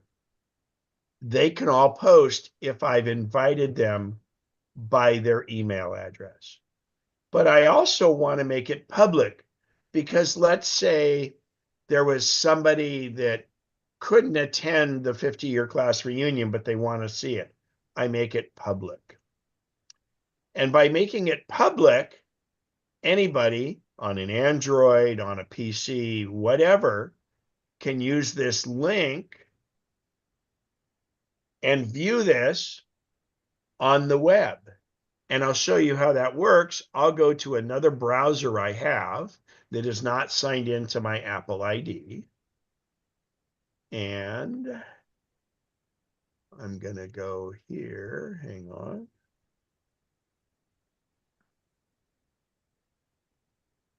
And this is what people would see on the album. And then if they can subscribe to it, they can download the photos, they can do what, oh, this was a great church, do whatever they want. And so that is how you create a shared library. And then once you've created it, you go up here and you can always get this link and you send this link to anybody can view it. Again, if you don't want people to post, you deselect subscribers can post. And the other thing is, I will get a notification if someone uploads a new photo or a video to it. The videos on this are limited to 15 minutes. And otherwise, you can put videos up there. And this does not use any of your iCloud storage space because your photos are already on the iCloud. And so it's just basically a pointer to those. So you can see how beneficial this is. And obviously, on your own devices, you'll be able to see everything. But for the rest of them, you can see, you can give people the link, they can view it. They can't delete photos from it because you own the photo and you've put it up there. And even if they could, even if you delete a photo from this album, it doesn't delete it from your library.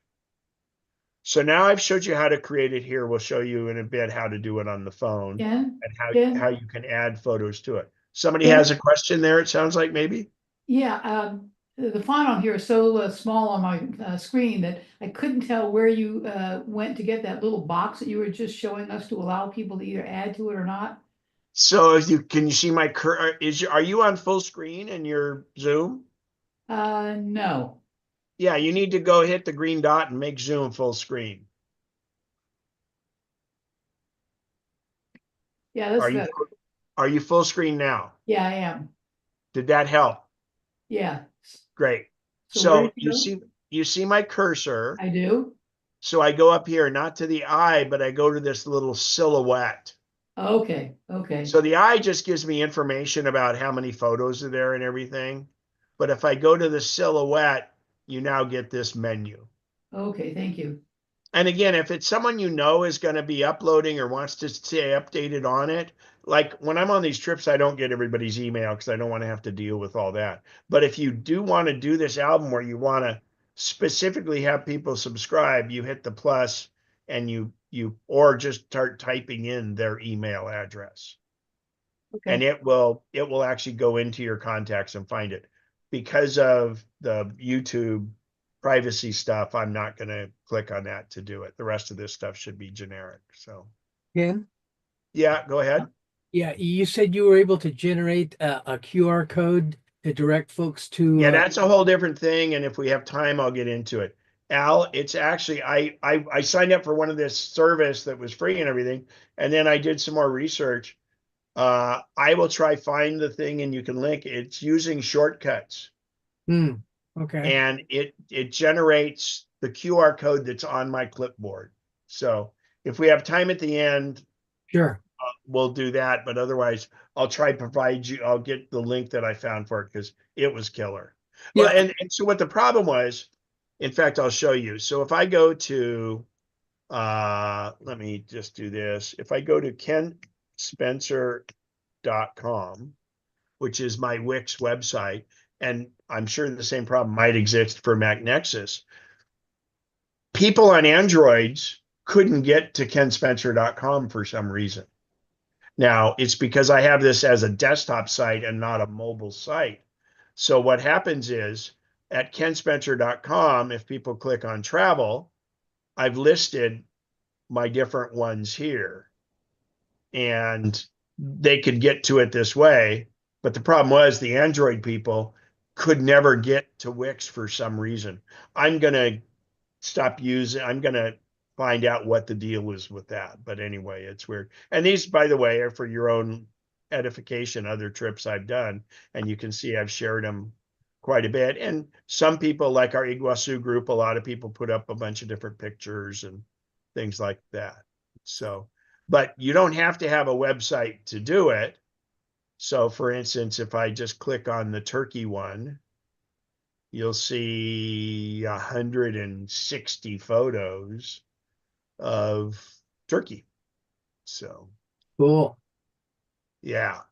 And then I can share that link directly with people, but it was easier than having everybody write that down to either do the QR code or to do it. So it's taken a while to load because we're on Zoom, and I'm gonna stop that so it doesn't mess up our Zoom.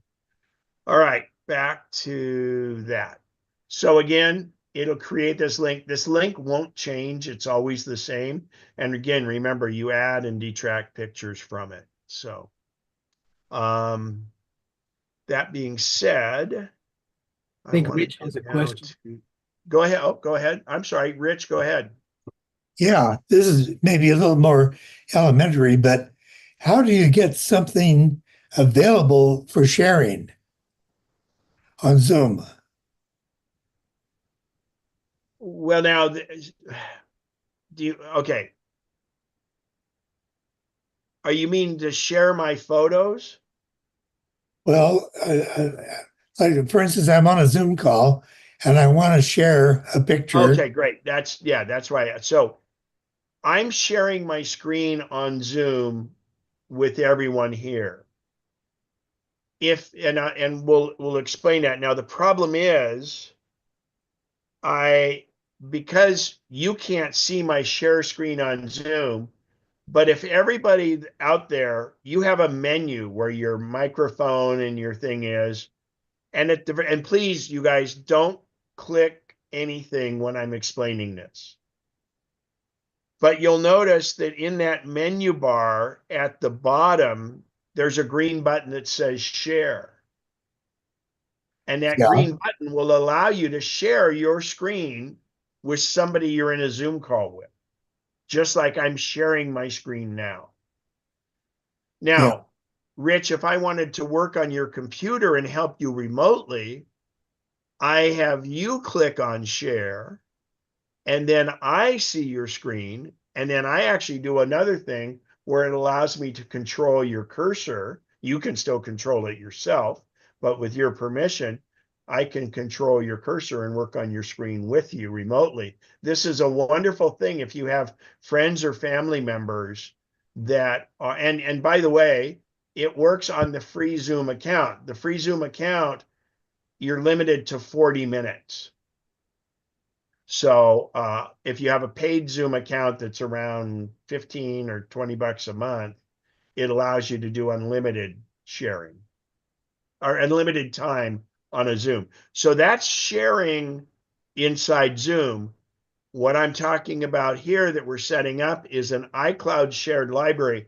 This has nothing to do with Zoom. It only has to do with Apple and iCloud and people being able to see your photos. The only component of Zoom is the fact that you guys are able to see my screen. So they're two separate things. Does that clear it up a little, Rich? And if not, please speak not up. really. What my problem is, in a call, I'll click on share, and then what comes up is a very limited 2 or 3 windows, and I don't know how to add more Okay, options to share. great thing. Okay, so now, everybody, I'm going to show you where to click. I can't show you because when I'm sharing the screen on Zoom, it hides the Zoom commands. So what I'm going to do is I'm going to have you do one of the 2 steps so you can see what's going on. And Rich, this should help you. But please, everybody, do not click a second time because it'll really confuse things. And plus, because of security and privacy, we don't want your screens being displayed on the recording. So If you go to your menu, and if you're in Zoom, so if you're in, I'm sorry, I muted myself by mistake there. If you're in Zoom, it should say Zoom Marketplace up in the upper left corner. I'm trying to get into Zoom. Come on here. All right. So first of all, everybody, does it say Zoom in the Zoom Workplace in the upper left corner? If anybody's not there, please tell me. Okay. Now, you should see a menu somewhere where the microphone is. And if not, go up to the word View to the right of Zoom Workplace. And it should say show or hide floating meeting controls. So you want it to say show floating meeting controls or meeting controls. And that gives you this black menu bar that has a microphone on the left and more on the right. Is there anyone not seeing that on their computer? Okay. That would be Al and me. You guys can't see it? On the view menu, all we get is closed participants or closed chat. Well, do you see the bar though, the menu bar? Yeah, we see the bar at the bottom. Well, that's fine. That means it's Yeah. up. Donna, can you see it? I saw you waving your hand there. You're muted, Donna. Hold your space bar down and that'll unmute you. Under view, I only have choose participants and close chat. No, because you're clicked on chat. But do you have the menu bar showing up where the microphone is and everything at the bottom? So it might be in the bottom, it might be on the left. Oh, okay. Okay, Okay. on the bottom, I have my microphone. Great. Okay. So Video.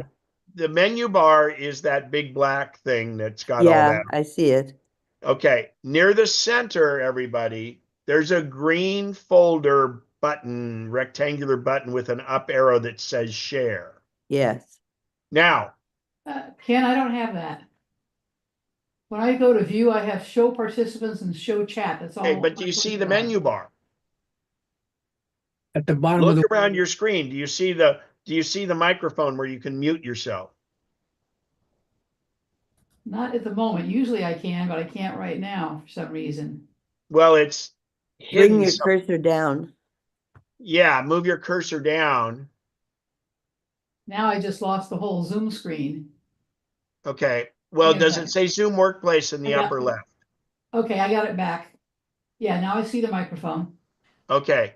So you guys, now, please, you're only going to click one thing when I tell you this. The green button near the center of that bar that says share, click it one time. Okay. Now, do not click, but did you see a new window pop up? Everyone should have seen a new window pop up. Okay. Now, in this window, if you have multiple monitors, it's going to look different. You're going to see a 1 and a 2 on your monitor, but you also see are you able to see my screen where it says desktop 1 and desktop 2? I don't think you guys can because No. Zoom No. controls are hidden. So basically, you have an option for either desktop or desktop 1 and desktop 2, or in Al's case, probably desktop 12, since he has so many monitors. And that's the simplest way to share it. Please don't click share at the bottom, whatever you do. Absolutely do not do it. So otherwise, you can look for any other programs you have open and you can share the screen. Now this would be, you would be sharing this screen with whoever else is in the video call with you. And you can share it directly to Safari or to Photos or whatever app you have open. And that would be where you hit share at the bottom. In the case of, if you tell them to share the desktop, that means you, when you're sharing your screen, can flip between all your different programs. Just like I went to Photos and I'm gone to Safari and things like that. I'm not limited by just seeing Photos or just seeing Safari. So Rich, in this case, you would select desktop and then don't do it. You would hit that blue share button on that new window. And Okay.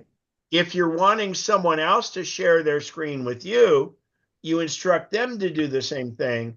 And for instance, in the case where I do tech support, once I'm in and viewing someone else's window, I can go up and say, request remote control.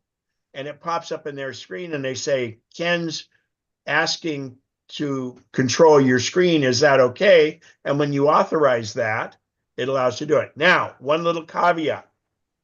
When you fire this up and you go to share the screen, the first time you do it, it may pop up and say you need to go into system preferences and give it permission.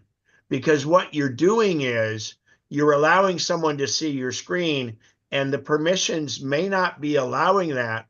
So you open it says open system preferences or open system settings.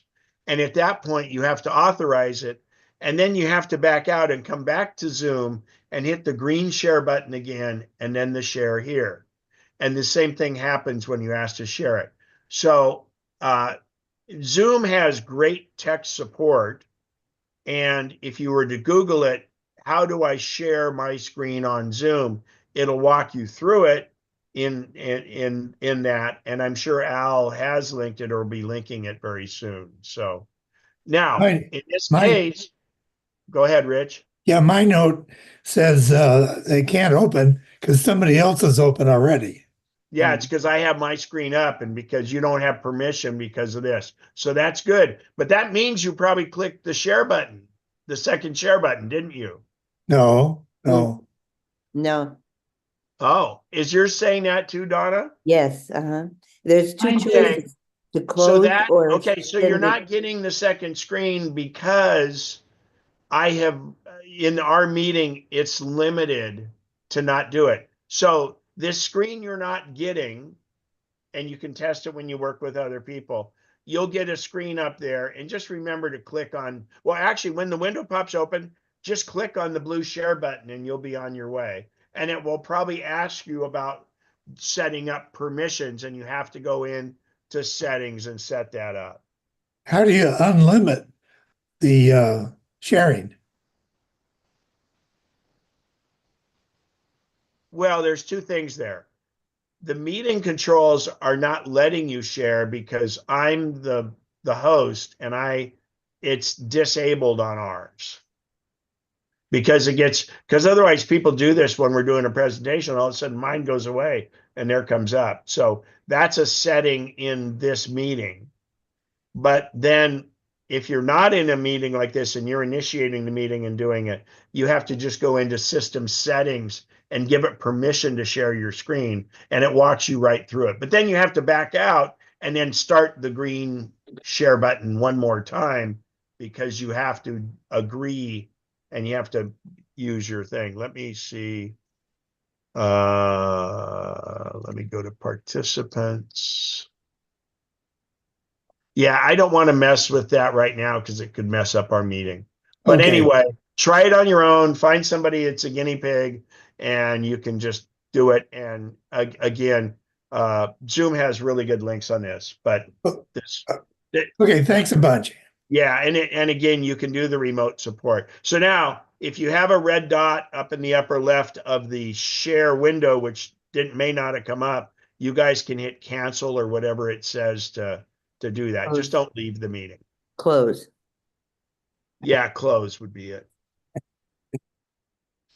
All right, so now I'm going to go to, let's try Reflector. See if this will let me.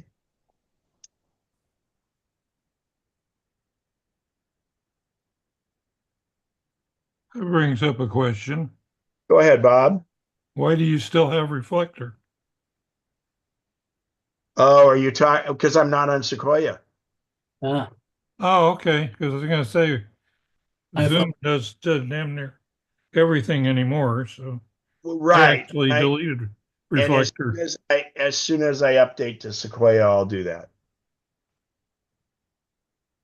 You had me for a second, but then I remembered that that's a Sequoia thing. It's hard to catch you.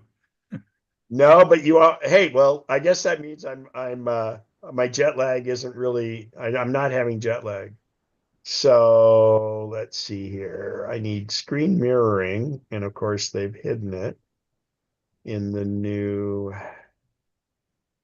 control center. I should just use QuickTime. Display mirror. Oh, it's on my second screen. That's right. And I have it twice. Mac, oops.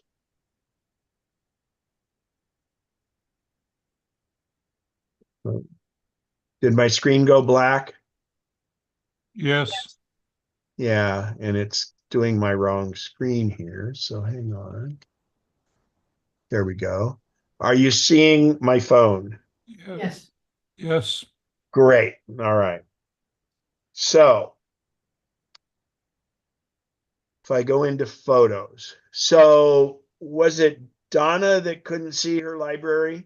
No, it was me, Barbara. Barbara, sorry. So basically, I just am right in it, and this is your library.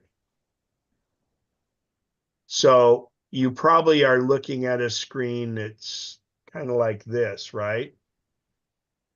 It's got a bunch of photos at the top, but then it says photos and it has Does it 10 say option years items. and all at the bottom? I'm sorry? What's it say at the very bottom? I'm scrolling down. Personalized photos and custom and reorder, customize and reorder. Okay. Is there an X down at the bottom? No, And does it say library in the upper left corner? yes, if I scroll all the way up, it does. Okay, I see. All right. Yeah, I know, it's weird. And what's weird is because it's not showing normal. Okay. So, and the other thing is down in the lower left here, you have these arrows, Yes, and you can sort by recently added at the top or sort by date captured, and you can also do filter and view options there. okay. So if I hit the X on the right, now I get what you might have been seeing, okay? So now that I've hit the X, I get to the old thing and it's not very apparent, but I go through here and I get down to my good old media types and albums and things like that.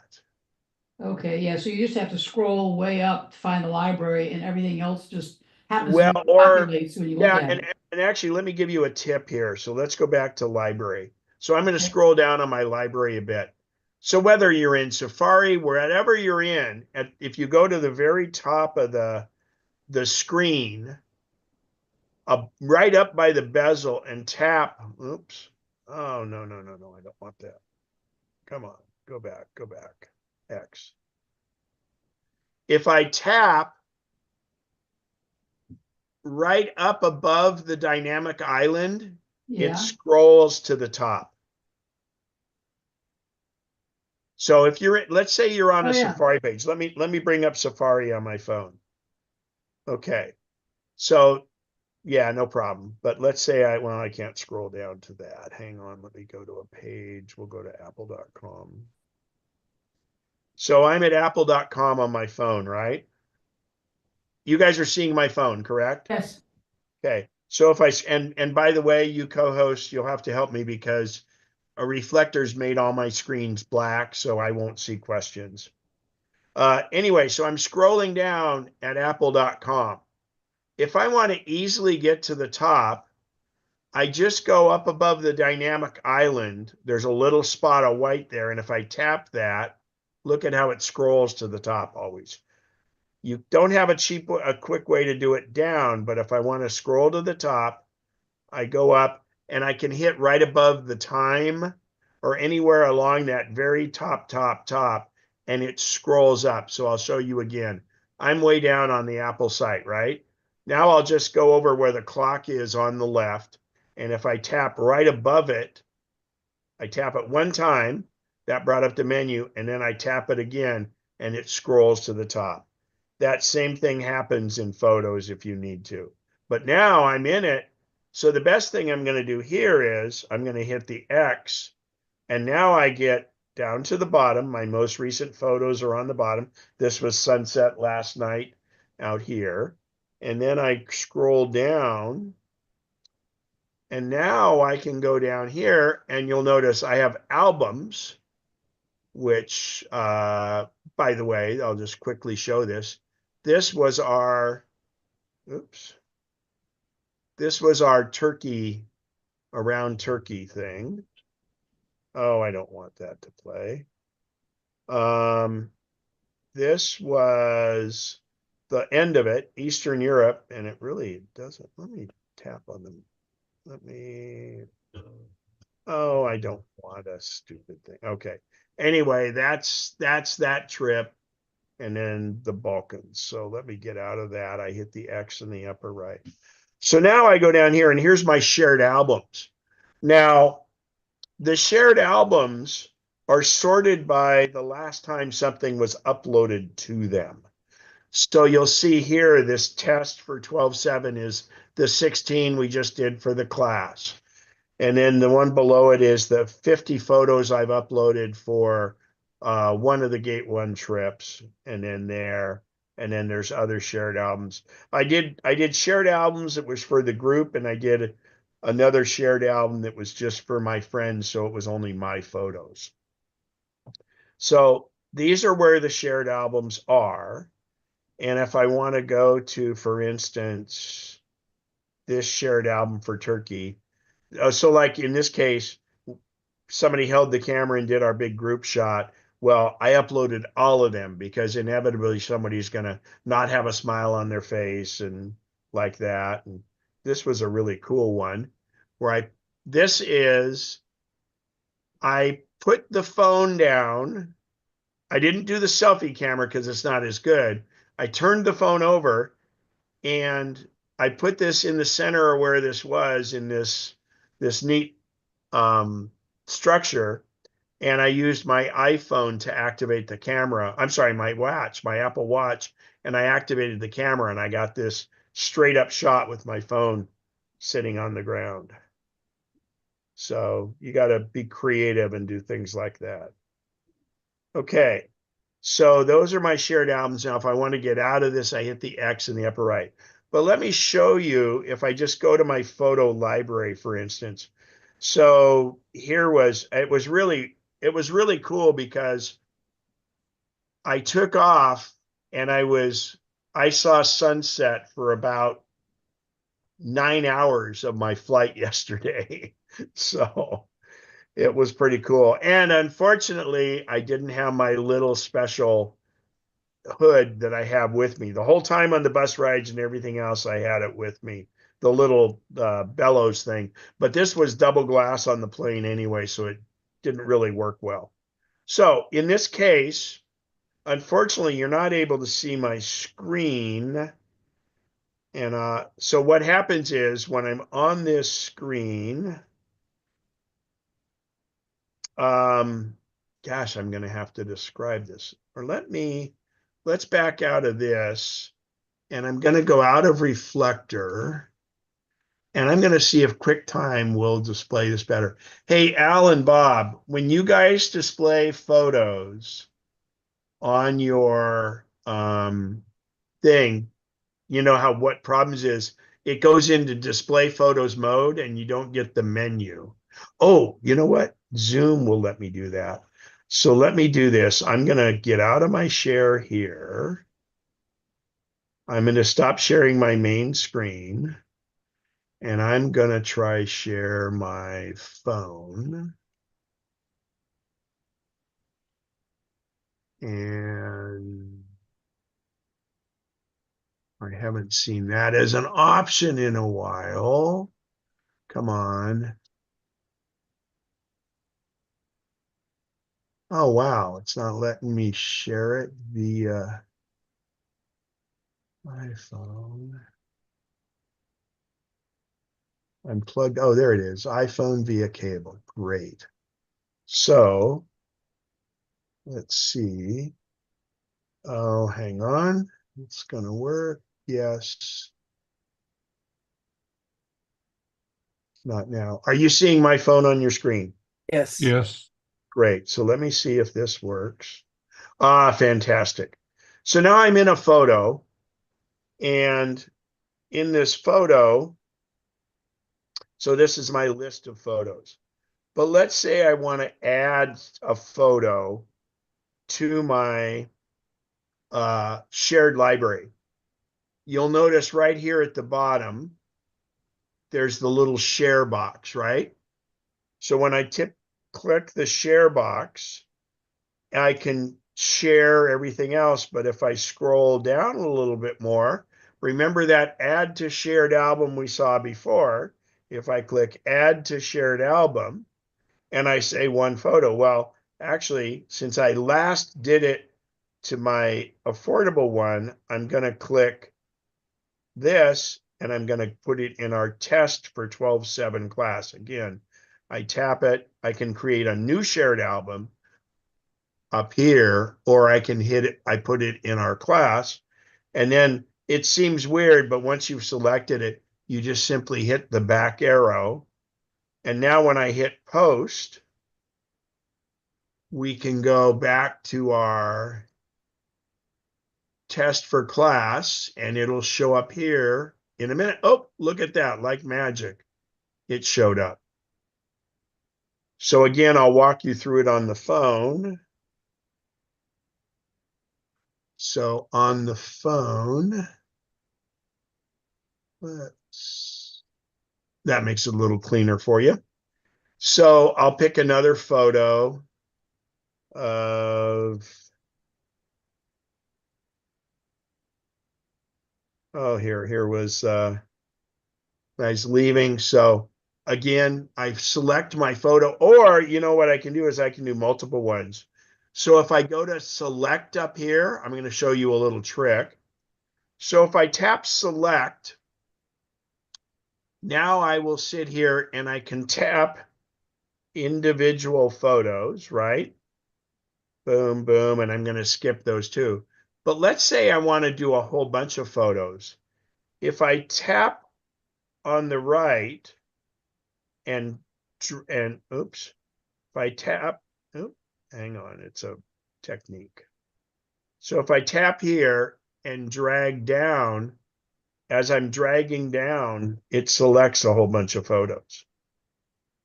So now I've selected photos, right? And let's say I wanted to exclude these food ones. Okay, now if I hit the little icon down here, just like I did for a single photo, I click that and I scroll and I say add to shared album. Now remember, it's a shared album, not a regular album. And it takes a second for it to curate and get the photos ready. And it's already on the test for 12/7. I could put it in any of the others I wanted to, or create a new shared album, but it's set for that. So I'll hit back and now I'll hit post and you can see it just takes a minute. It's going to publish it. And now when we go back to our photos on the Mac, those will show up here in a second. So if someone was subscribed to this, they would have gotten a message that there's new photos up there. So you can do it from the Mac. You can actually do it from a PC doing iCloud.com. And people don't have to have an iCloud account to view your iCloud library. Anybody can. And you simply give them that link we talked about. Oh, and I'll show you on the phone while we're waiting for those to upload.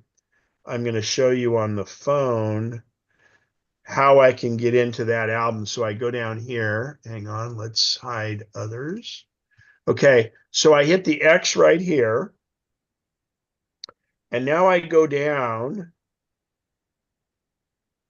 to my shared albums. Okay, so when I click my shared albums, we're working on test for 12/7 class, and I tap that.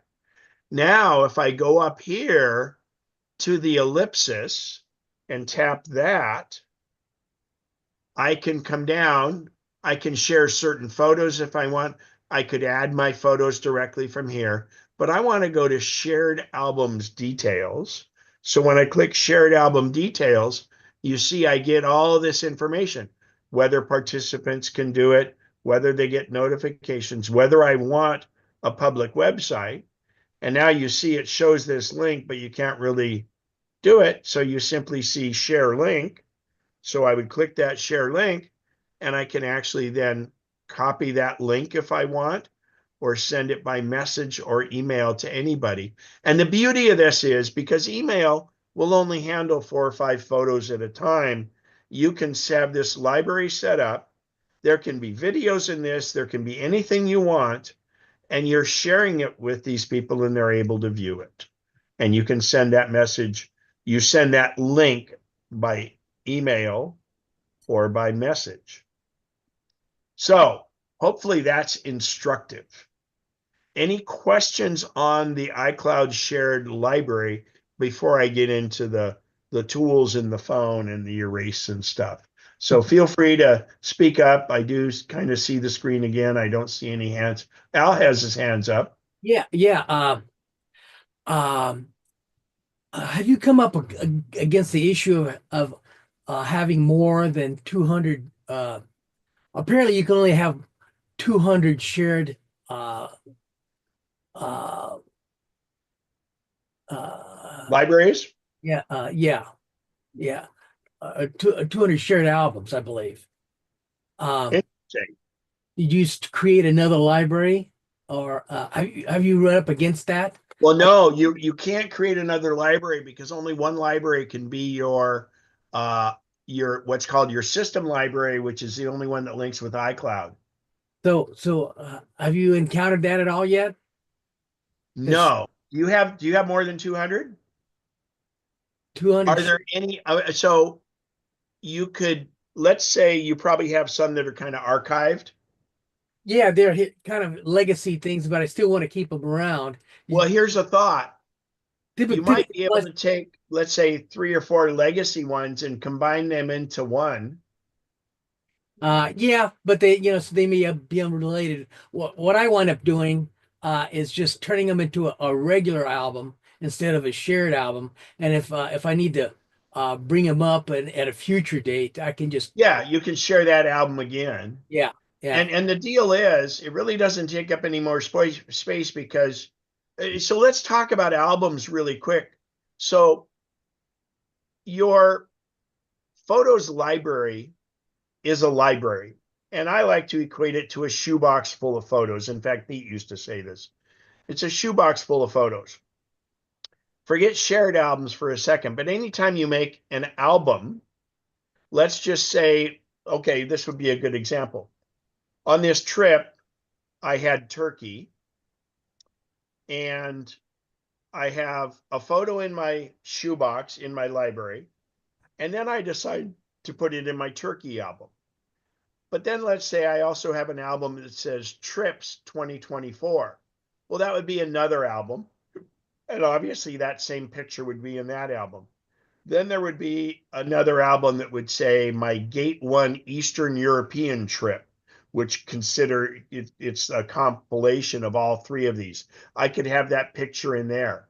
So the picture might be in 3 albums. Let's forget, I'll talk about smart, or not smart, don't use smart albums, use shared albums. But you create an album that way. I am not duplicating and triplicating that picture.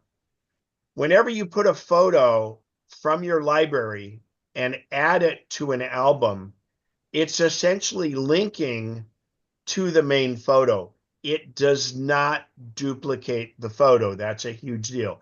And you should never really have a need to duplicate photos except in extenuating circumstances. So the idea is it's not taking up more room because only the original photo is in your shoebox, and all of the rest of these are references to that photo. But if I go in any album or in the library, and let's say I decide to crop it down, like I crop somebody out of the picture or I make adjustments, it's made across all of them. You don't have to be in the library. You could be in an album, but if you modify that photo, it will modify them everywhere. The big deal is this uses what's called non-destructive editing, which means that no matter what you do in photos, you can always go back to your original. So therefore, you crop somebody out and then they become your friend again. So you put them back in the picture, things like that. So that's the albums. The shared albums work similar, but they're really just viewing your album on the web. And you have to go in on your device into the shared library to make adjustments on that photo. So the whole deal about having more than 200 shared libraries, yeah, Al, I would recommend something like Flickr or Google Photos, someplace where you can maybe get more stuff. And I think, yeah, turning them on and off, but saving them you're not losing any space by having it as an album and not be a shared album. And you know what? Oh, that brings up the point. Well, hang on. Let's look at this, Al. We had an option here. Let's go to an album that is a regular album, not a shared album of mine.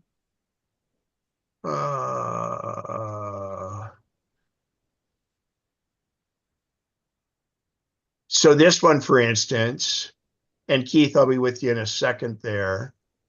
You can talk. Copy iCloud link. Look at this, Al. You could take an existing non-shared album and let's see.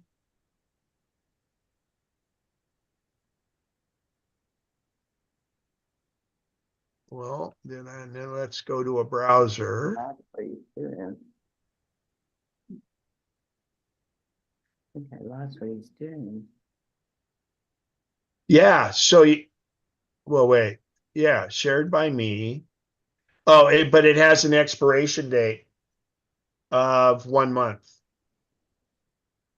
So Al, you can take a normal album and create an iCloud shared link. Oh, did you see that? No, I'm sorry. I had someone clanging at my door, and I'm the only one. Oh, no problem. I'll go back because that'll be good for everybody. So Yeah. I went to photos and I just picked an album I had. I picked one here that didn't have many photos. And I go up to the share thing and I come down and say, copy iCloud link. It creates a link and I then pasted it over in here. And so it's really a temporary shared album, and it expires 1 month from now.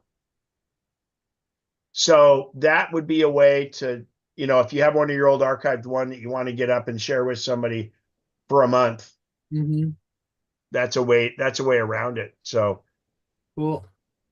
yeah. And I didn't see that until today when I was showing people. I've probably seen it, but I never noticed it down here. What's the public album? Yes. No, this is not a public album. This is a regular album. This is not a shared album.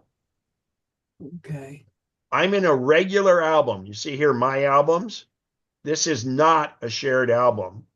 And when I go to share this album, obviously I can share all this with people, but it said copy, which it created an iCloud link, and I put in the browser. But the problem is it is only there for a month and then it goes away.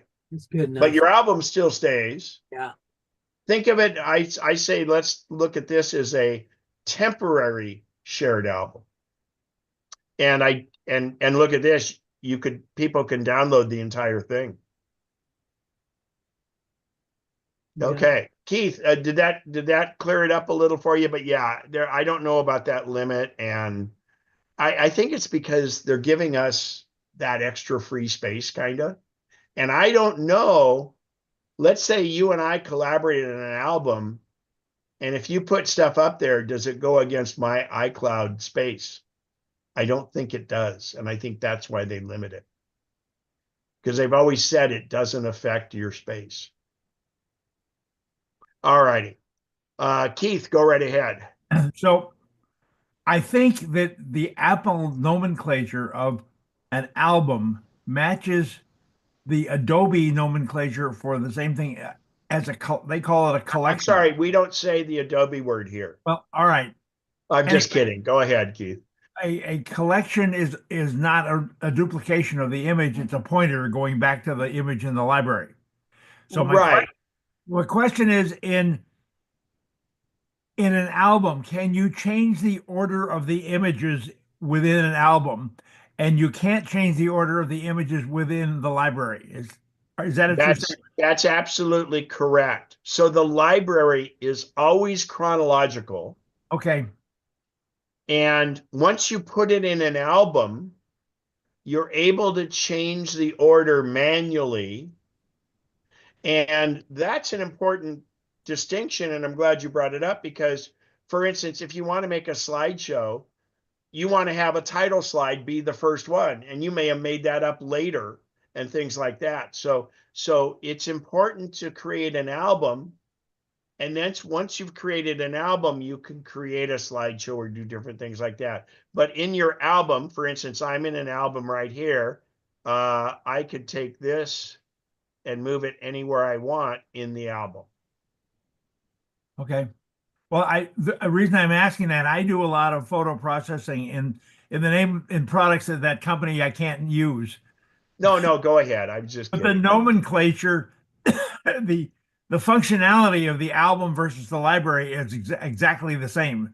And your comment about doing slideshows and so forth applies to Adobe products like it does to Apple products. So that's better for me because I can work in both of them and do the same things. Well, and it's good that you brought it up. And the nice thing here is, let's look at what I've done here. So I have a My Albums, which is what it makes up anytime I make an album. So let's do further nomenclature. I have albums, but I also have folders. Okay. For instance, before I went on this trip, I established these 3 albums and put them in a folder Okay. so that I could do that. And then, for instance, in my 50th class reunion, we had a hired photographer that did some photos, and we had 3 events. We had the picnic, we had the mixer, and then we actually had the reunion. So I was able to make a folder for that. And I am always reluctant to make folders because I find that it the more you segregate something, the harder it is to get what you want. But in this case, it was functional for me just from a logistics standpoint. Okay. So be careful with folders because you may be inflicting pain on yourself for how you manage the whole thing. But a folder is simply a compilation of some albums. And for instance, if I click on you see here, I click on the folder and it shows me these albums. And, and you can, I don't think you can do folders in shared albums. I'm not positive, but you probably wouldn't want to. So good. That was good point and good question on that. I use folders a lot, again, in Adobe products. I can't remember when I was someplace. I've done a lot of traveling too. I can't remember when I was in some particular place. So chronological sorting of pictures doesn't do me any good, but I know where it was. And I use folders to put geographical locations on things or trips to such Well, trip. you That's how I actually, keep track of my workflow. yeah, but the other thing is you have such great search capability, and let's Yeah, just put it out right now because this is what's amazing. So if yeah. I just go into search in photos and hit cars, there's every photo of a car is in here. And then I can take it further and say wheels. and there's any picture that has wheels in it. So, and by the way, this will even search text. So let's do this. And first of all, I've never told it those are cars. I've never told it that I want these pictures together. I do not curate with keywords or anything. But let me do this. Let's put in, I don't want to do turkey because, let's do this, balloon. Well, let's spell it right.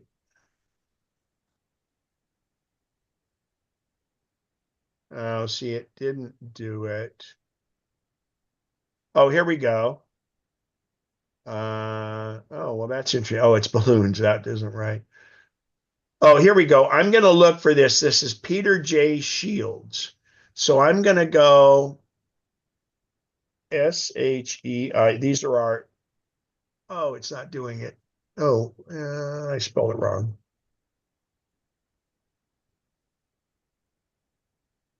Let's just do Peter J. All right. So this is interesting. So I just put in my search, Peter J. So, and this is actually, I think, St. Peter's Cathedral, but if I go to this thing, it found in this photo, it found Peter J. Incredible. And like this is Tony, I could do the same with Tony and it'd come out, but I don't want to because of that. Oh, St. Peter's Cathedral.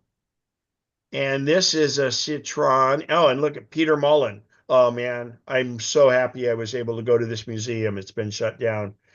He passed away, but so it just searched for Peter in everything. And theirs was from our reunion in 2019, the sign for the Peter J. Shields. So it'll search within text. Oh, this is Peter Lawfood Park in Canada. So anyway, you have such great search capability. Don't be afraid to use that, and you don't have to curate it at all. So, Can I make okay. a comment? Yeah, Bob, go ahead. For Keith, there's the way that in the album where it sorts by the time and date, there's a very cumbersome way to work around that is you can adjust the time and date on any photo. Yes, I know that. That just, Yeah, it's It- very that's what I cumbersome, but want. if you're really hard up, you can do that. yeah. It's So easier were to you make guys albums. seeing my screen a minute ago? We're seeing But a everybody right second ago, now. when I was going through all that, cars and wheels, were you seeing my screen? I No. just saw the lake. Oh, you guys got to tell me that because I had previously done the phone and I wasn't on that. So I'm sorry. But anyway, it was because I thought the phone was still, I thought I was sharing my screen, but I was still on share phone. So pilot error there. Let me get my phone back up. Okay, so, okay. So we're going to go in and I'm going to just find a photo.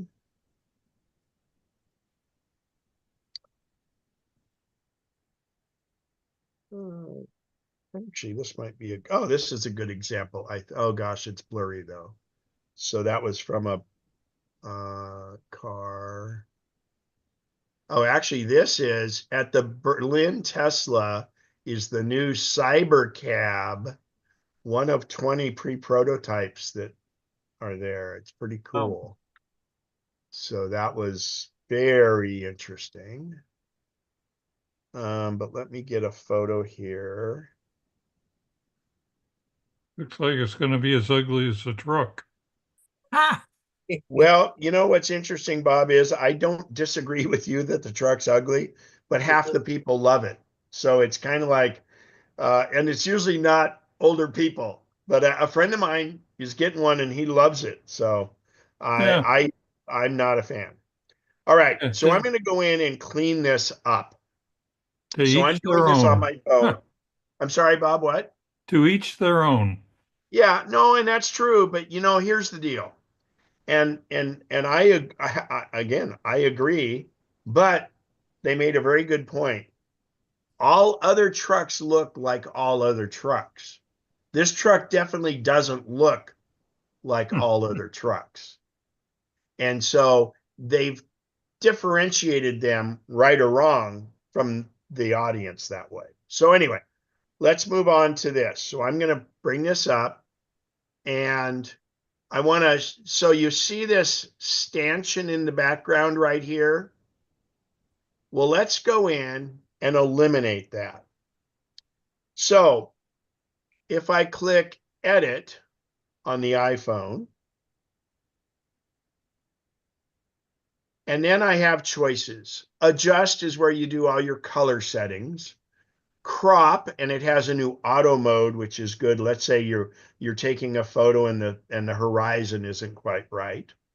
Or if you're on an iPhone 15 Pro or Pro Max or any of the 16s, you have cleanup. So when I tap cleanup, it takes a second. It prepares. And actually, I should show you the magic way first. Then it says tap or brush what I want to remove. So I'm going to try to remove this. So I just take and swipe down. And it's flashing and it removed it and it did an okay job because that others up there. So if I don't like it, I can hit redo or reset. But let's go to a picture that I'm going to cancel and get out of that. And we're going to go find one with some people in it. And actually, here's a great example. So this is this interesting wall here. So I'm going to hit edit and I'm going to say clean up and give it a second. And it might, well, it didn't highlight her. So let's try remove her. Because usually it'll tell me. So let's just see. I don't think that's going to work too well. Yeah, not a great job, but look at what it did for removing that person. And again, I haven't handpicked any of these, so I'm going to hit cancel. Let's get into one that's probably a little better. You know what I found, Ken? What? Go back to that one and left a little spot where her feet were. So if you go clean up a second time where her feet were, it'll do a really good job of fixing that also.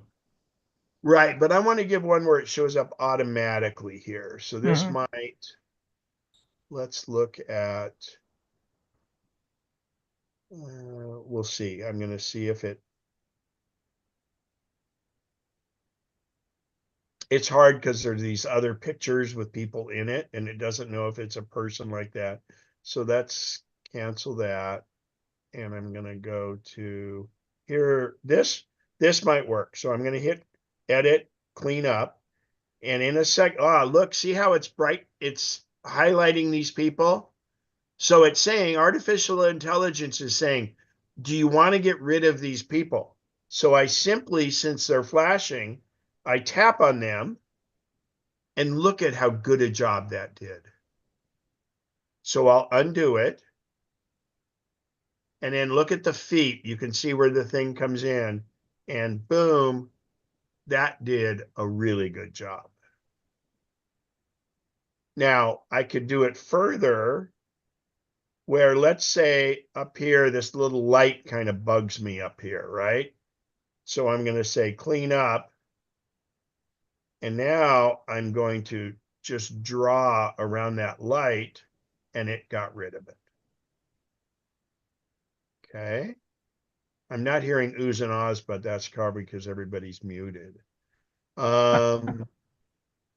This works exactly the same way as the remove distractions stuff does in Adobe Lightroom and Photoshop. Well, yeah, but this is on the phone, Well, and okay. and and Apple likes you much more than Adobe does. Okay. Adobe is a cancer, you guys, and you need to not. Adobe is. It's been a problem in the past. It's gotten really bad, and I highly recommend that only if you're used to using Adobe, stay with it. But otherwise, that company is not your friend. And there's some huge controversy on it right now, which is too long for what we're doing here. But I recommend Pixelmator and Photomator or Affinity Photo. I mean, Pixelmator was just bought by Apple, and they're going to do some amazing things, and they're going to tie it in with AI. Now, on the other hand, if you know Lightroom and you know Adobe, I'm not saying get rid of them yet, but a, a huge portion of the photographic professional realm is getting away from Adobe, and there's a reason. That's all I can say. And Keith, that's not, and I believe it's everybody's choice. I'm here to educate you about it.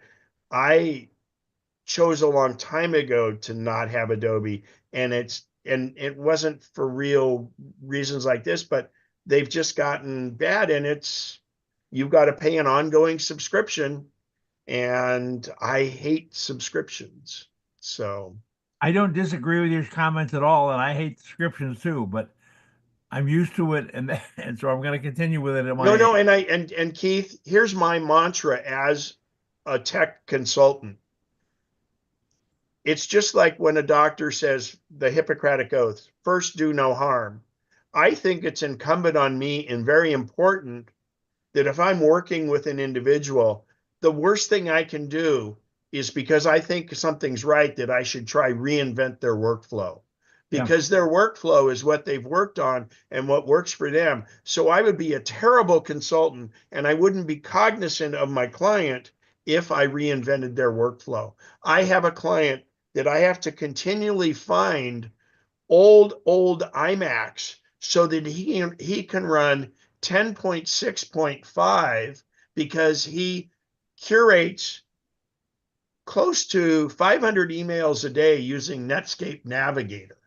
So the worst thing in the world for him is I've been kind of trying to get him onto modern machines because we're going to run out of machines for him. But the worst thing I can do is take a very productive person and make him non-productive. So let's see how this one works. See if it brings up the guy on the bike. It's a little complex because you've got all of these bars and everything. So it didn't bring it up as an automatic one. So what I do is I'm going to click and drag and just kind of, I'm wiping with my finger all of this. I really don't hold a lot of hope for this one, but let's see what happens.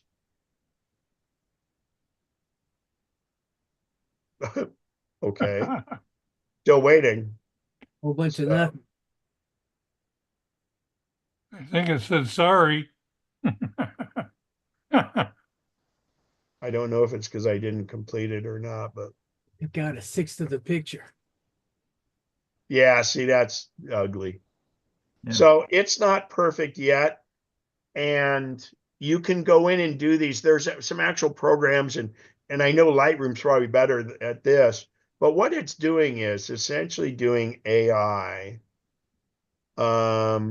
Here's one. So this stupid light post, let's try it. This one will be difficult.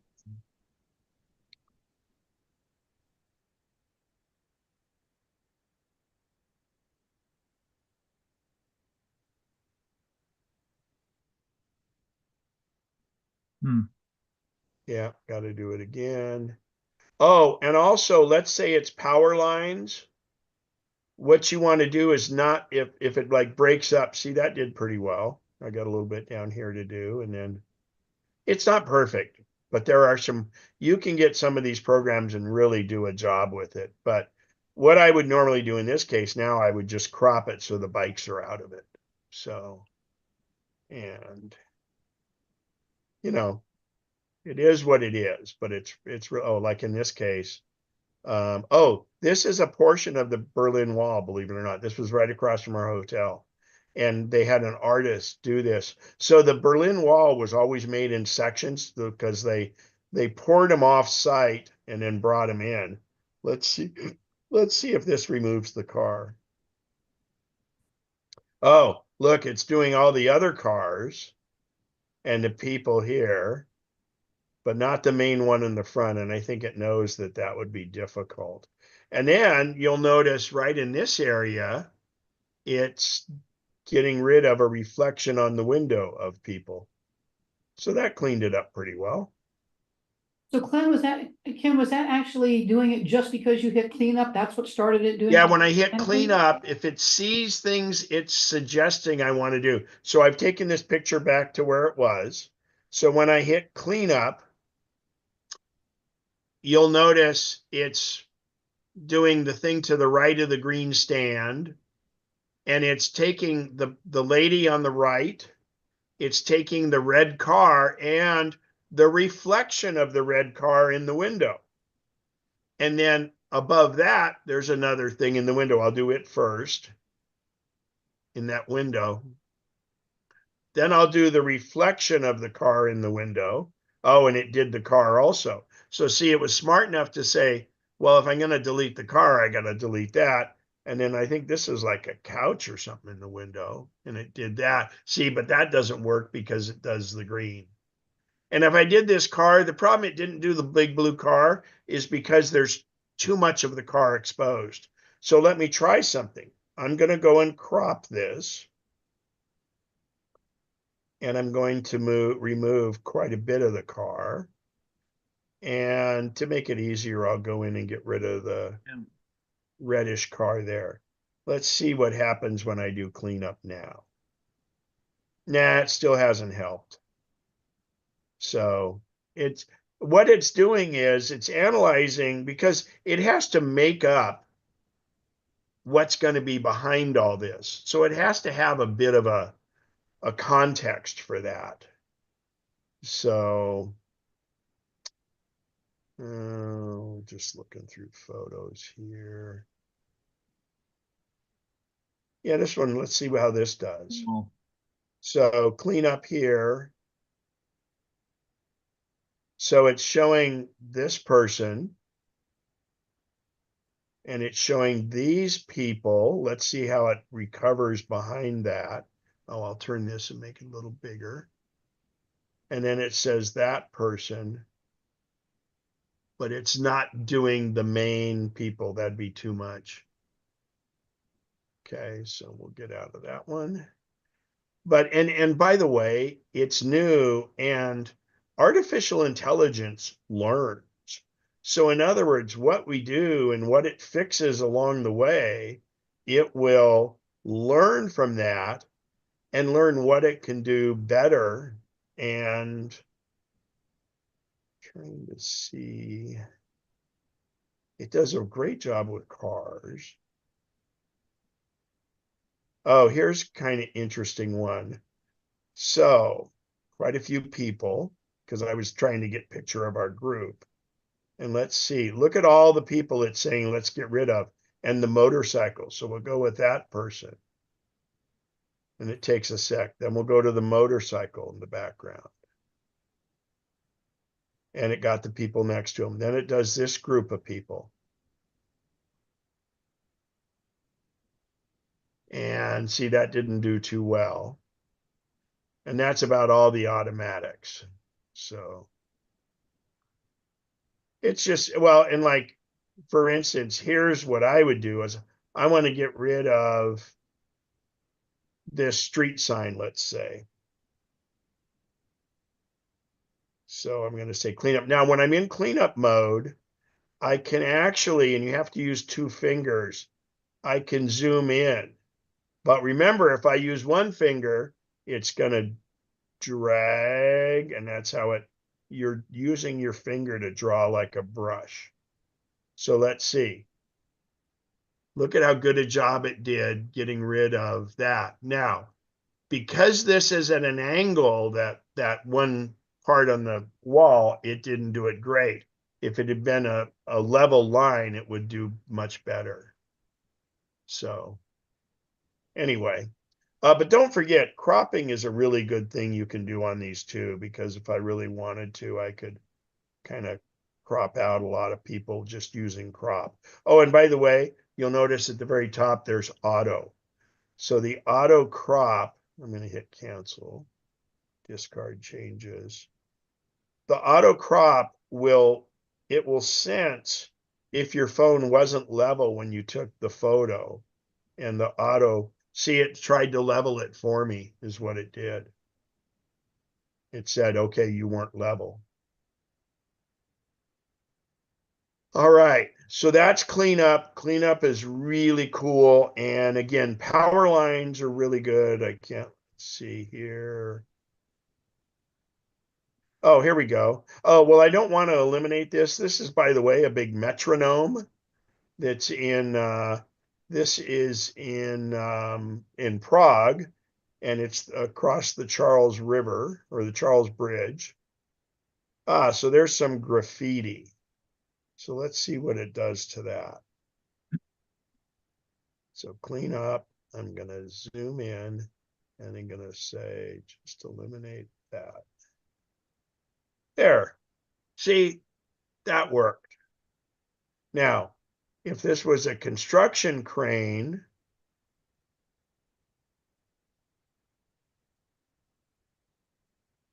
there I eliminated the construction crane.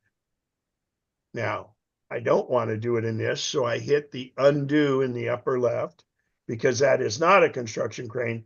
Believe it or not, that's a metronome that goes back and forth. Okay, so any questions on cleanup, photos, any of that stuff that we've gone through, the shared library? So I have a question for you. Go ahead, Keith.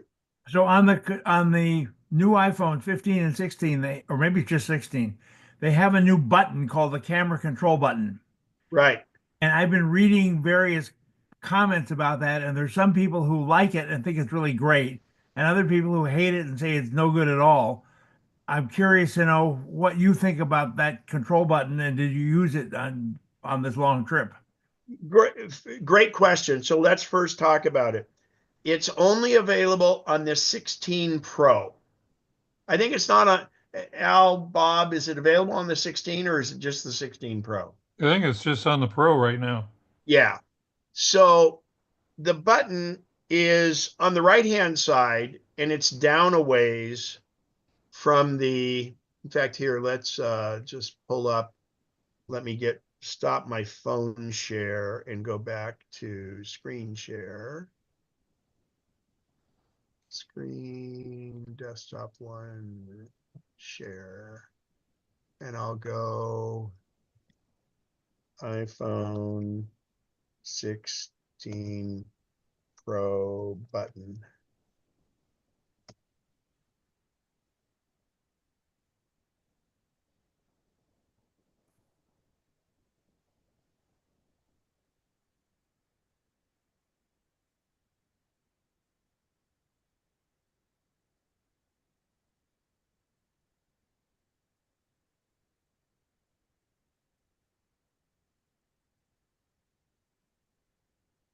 So in the new iPhone 16, on the right-hand side, so this is the phone, this is the left-hand side. So this is the silent button, or now it's a one-touch button. You can tell it to bring up your camera, volume up, volume down. This is the old-time sleep-wake button. And actually, it's on the 16, it looks like here too, because this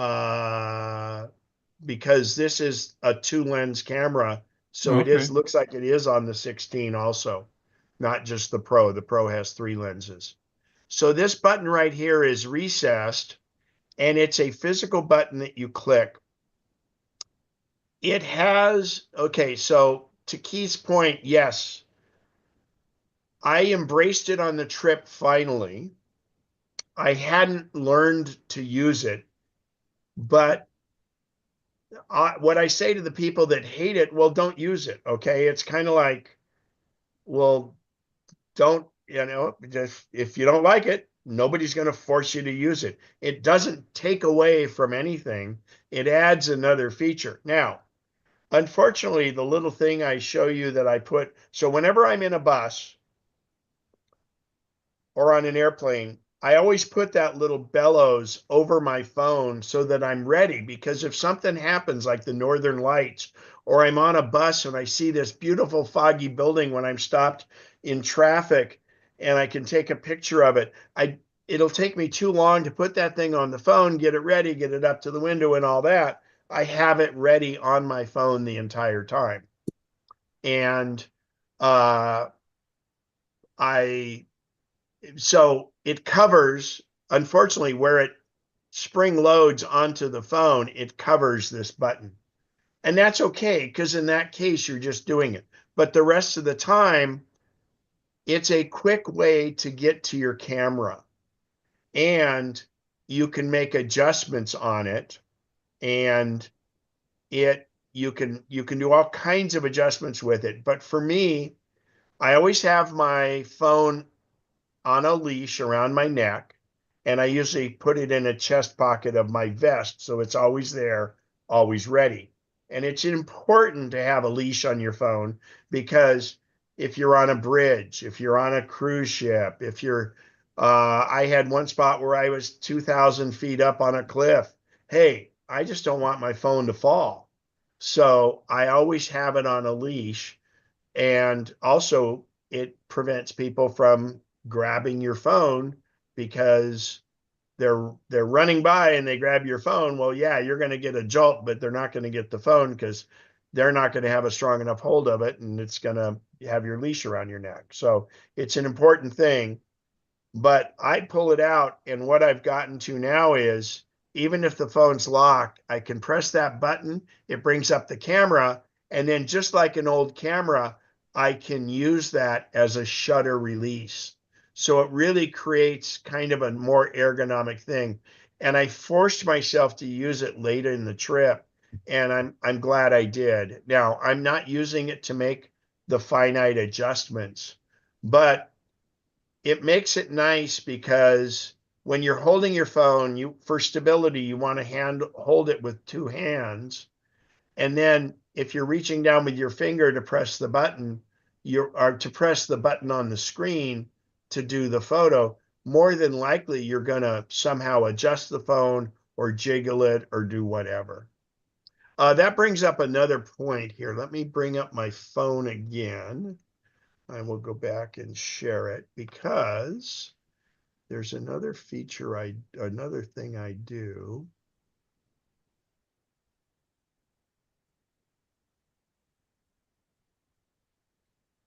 Okay. All right. So, ah,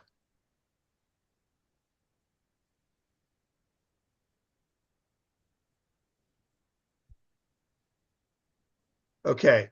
When I'm in photo mode, so I'm in camera mode right now, and I actually have a case that has a screen protector over it. So it's very dark right now. So you'll notice in the upper right corner, you guys don't see my cursor, do you? Moving around? Yes. Okay. Yeah, we do. Oh, you see the pink cursor? Good. Yeah. Okay.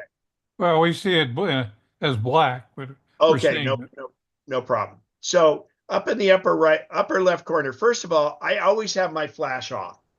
There is virtually never should you use your flash. The problem with your flash on your phone is, any flash even on a big camera, the flash is good for 5 on a big camera, maybe 20 feet. But what happens is your phone's anticipating, oh, let's say the stupid one is, people are at a concert and they're 100 yards from the stage, and they put their phone up and it's got a flash. Well, that flash just illuminates the people that are within 5 feet of where you are, And it also makes it so you don't see the picture from the stage very well because it's assuming that it's going to light up the whole thing. Now, if somebody's right in front of you, you can use the flash and it's fine. But these cameras now, these phones have such great sensors that 99.5% of the time you don't want to use a flash because it'll overwhelm the photo. And the problem is, if you use a flash like in a concert, the phone is going to set it and say, oh, I'm using a flash, so I'm going to turn down the light.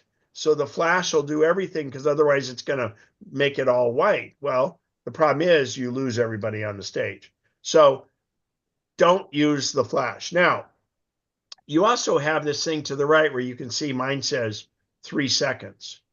That's called night mode. And it's only, I think only, it may, on the 16, I'm not sure, but on the 15 or on the 14, it was only on the Pro models. But what this does is it does a long exposure when you don't have the flash on. So see, I've got the flash on now, but I turn the flash off. And with a long exposure, it will now take a 30-second picture.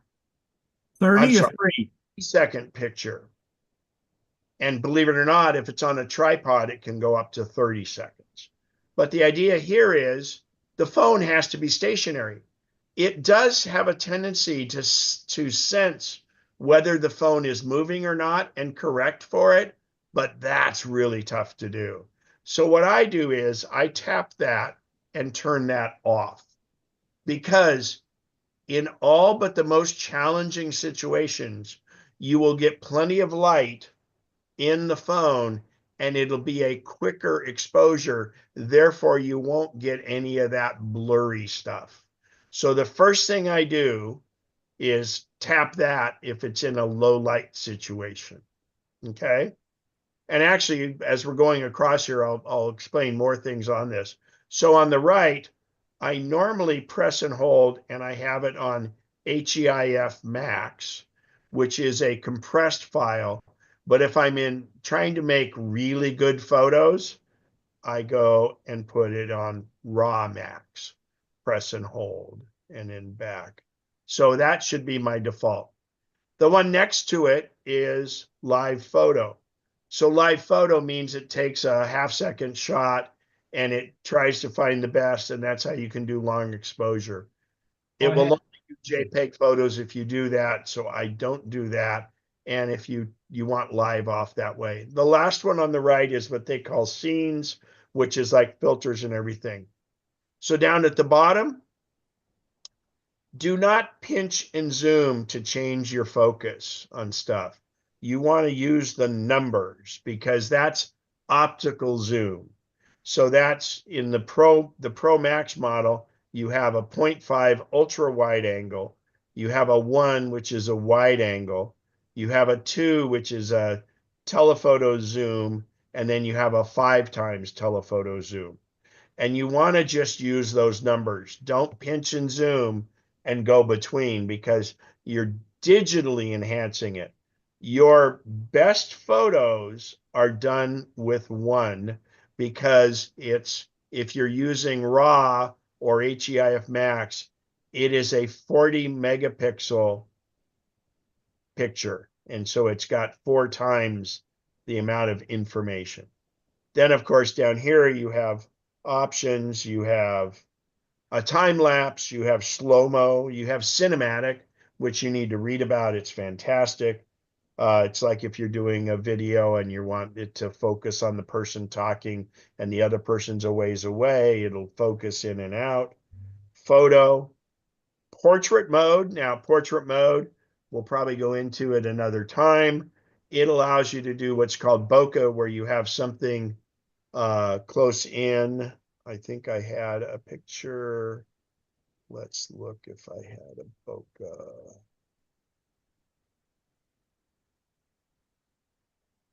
Go. Let's go into favorites. Filter by favorites. Oh God, this was the funniest thing.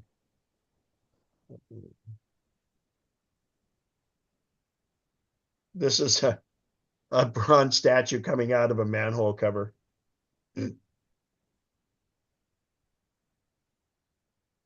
But I had a bokeh. Oh, here we go. So this is done in portrait mode. So you'll notice this is the Sacher Tort, and I want it to be in focus, and it's actually focusing right here, and this is out of focus. And I took it in portrait mode. So if I go in here to edit, I can adjust. So this photo, notice how everything is in focus, but that really is a snapshot. That's too much. That's not what I'm looking to do. So since I took this in portrait mode, I now I can go way out of focus in the background, but realistically, you'll notice that there's this little yellow square here, and it says focus on that and keep this out of focus. This can be done with very expensive cameras, but you have to do this shot and you can't ever change it. On the iPhone, it gets all this information, you can do it. But let's do this. Let's decide, and this is new, you guys. I can say focus on the background and blur the foreground. We used to only be able to do focus in the foreground, and now you can focus in the background and see how it's taken the Sacher Tort and made it so it's out of focus. So that's new, and I don't know if it was in 18 or in 17, but that's really cool. So that's at the bottom. When we go here, I'm going to discard changes, and I'm going to go back to the camera. So that's that's portrait mode. Portrait can do a bunch of other things. Spatial, this is for if you're doing photos that'll work in the AI goggles that Apple has. And then panorama. And by the way, you can do a vertical panorama if it's real high. But I want to show you something else when I go into photo mode. So when I'm in photo mode, obviously down here in the lower right is the selfie. And if we go up here, you see this little, at the top, there's this triangle, or I'm sorry, a caret, we'll call it. And then when I tap that, that exposes a whole nother menu down here. So on the left, if I tap it, it's my settings for the flash. Well, I keep my flash off. Then the next one is the settings for night mode. And I'm going to set this on my things if it'll let me here. So it's being stable, and let me see. You see it went to 5 seconds. And I can extend it to 30 seconds because I have it on a holder right now and I'm not being handheld. So I can extend it to 30 seconds and take a very long exposure. I've taken Milky Way shots this way. But let's see what happens when I grab the phone and I start using the phone. Oh, it's 10 seconds and auto, and see it's only gonna let me do, oh, I got to go to there again. So 3 seconds is the default because I'm moving it around. But if you put it on a tripod and hand hold it, you can extend it. But normally, turn it off. So again, I'm going to expose the bottom here again. So I hit this little arrow. And now the next one is the live photo. The next one is scenes, live off. Scenes. These are what we used to call the filters if you wanted to change it and everything. And I want to have that not do anything. Then whether you want the picture to be 16 by 9 or square or 4.3. And then the last one is, and this is really important, you'll see a plus minus. And if I tap that, and I'll show you, I'll take a pic, I'll open up my screen here so that you can see here's my desk. So let's say, oh, that was bad. This looks pretty bright. So let's say I'm trying to take a picture of, and I'm outside, and the picture is too bright. So if I press and hold on this, I can move this little sun down and darken my photo, right? Or move it up and make it brighter. But I also have the option here. When I hit the plus minus, I can adjust my exposure. And you can see there, I'm underexposing it so it doesn't blow out. So while I've set that, every picture I take will be much darker. And with pictures, if you overexpose a picture, you can't get it back. But if you shoot in RAW and you underexpose it, you can bring out a lot of stuff. So this exposure compensation can happen down there. And one last thing I'm going to cover while we're on this screen is, I'll put that back up, and I'm going to touch the side button. And the side button, I can adjust that exposure or my f-stop. You'll notice I'm sliding. You can see on the right-hand side, I'm sliding my finger up and down on the button. If I tap it again, it took a picture. And there's other tricks you can do with it, but I'm not adept at it yet. That's pretty much it. So any questions before we end? And if there's any other things that people want to cover after, oh, Barbara, go ahead.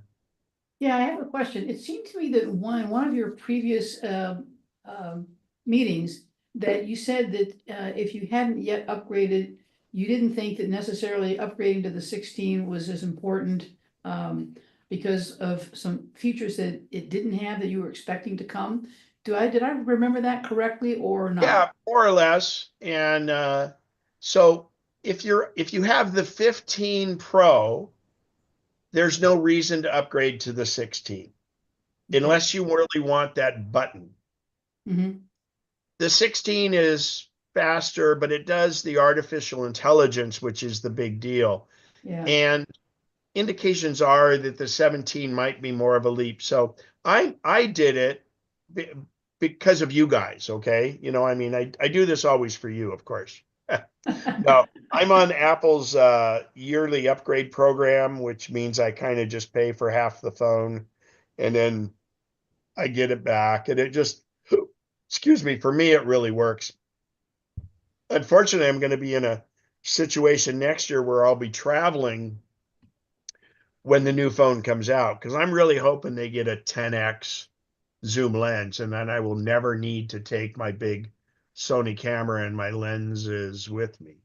That was my But next question, was whether there's an expectation that you'll get a much better zoom, because even 5x is not, compared to what you can get with, interchangeable lenses on a regular camera, that's still not that great. What does it translate to in like 100 millimeters or whatever? Colors of the sky fade. yeah, good question. And I want to say that 5x, if I remember right, is like a 140 or something. Okay. Apple has it on their site or not Apple. Yeah, I think they give an equivalent of it. And obviously a 10x would be double that. Right.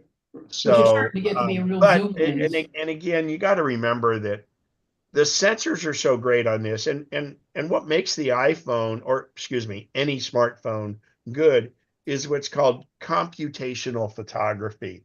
You really get so much more out of it, and the pictures are always really good. I mean, that one that I took when the Uber was stopped in traffic, Yeah. and I could roll down the window. I would have never been able to get that with my big camera and had it work out right. Yeah. It's one of those things. And so much of it is the old adage, what's the best camera in the world? Well, it's the one you have with you. Yeah. What's And, computational photography mean? I'm sorry? What does computational photography mean? Well, it's a fancy geeky word for what the phone does is it's such a powerful processor that it's doing the HDR, it's doing color balancing, it is taking all of these parameters and not only getting it to be the perfect photo, but enhancing the photo. And as you saw with the amazing thing with portrait mode, I can adjust the bokeh after the fact, after I've taken the photo, which you can't do on a big camera. Right. I can adjust that bokeh after the fact, and now I can do foreground and background. Yeah. And so it's so smart. I wish somebody would just take a big camera that has interchangeable lenses that uses the iPhone software and interface. Yeah. So, but yeah, it's frustrating. And I'll tell you, I hated lugging my camera and my tripod around, but here's the deal. On this trip, I used my camera for very little time, my big camera, but I did some nighttime lengthy exposure shots that I will cherish and be able to be fantastic photos. And also when I did some of the falls in Croatia that I just couldn't get with the iPhone. And the iPhone did a great job, but it can't reach out as much and do that. And it can't do, I mean, I did a lot of 30-second exposures with a filter on my other one and stuff, because that smooths the water out like on some canals and things. So, and I don't have those in my library yet. Do you have So a that's the tripod only that thing, you, but I hated having to drag that along, and I'm just at such a crossroads. It's almost not worth it. do you have a tripod that you use for your phone when you're traveling like that? Because, I know you in Yes. the past showed us the small ones, but you need something really stable if you're gonna be taking all kinds of photos like you are. Yeah. So if I'm taking my camera and my tripod, I have a mount that I mount my iPhone next to my big camera on the tripod. I have this Wow. bar and I have them both mounted on the top. So when I adjust the tripod for my big camera, I'm also adjusting it. But my tripod mount for my phone has a tremendous one. In fact, I'll pull it up because I really believe in this one. Is Let it me show. collapsible so it's easy to travel with? Well, yeah, not well. My tripod is not that easy to travel with, but this little mount can work on other things. And it's one of there's one of two. I use a Joby Gorilla Pod, which is pretty good. But let's pull up here. Let's see, Amazon, and let's go to my orders and tripod. So this is what I put on my tripod, is this bar that I can put two things on. So I attach my iPhone tripod, my iPhone holder and my camera to this bar, and then I hook this bar to my tripod. And then, oh, this is a really cool thing. This is, you can carry this and it fits in a wallet and it holds your iPhone. And what's beauty with this is anytime your iPhone is held by something, if you have the Apple Watch, you use the camera remote app in the watch, and therefore it doesn't disturb your, it doesn't shake the phone at all. I Like I was a did it beta tester on that. on that one. Yeah, they're great. Which one was that again? You can get a mini tripod, tabletop tripod like this. Yeah. But I want to show you the holder. Oh, What was here it that is. second one that you showed us?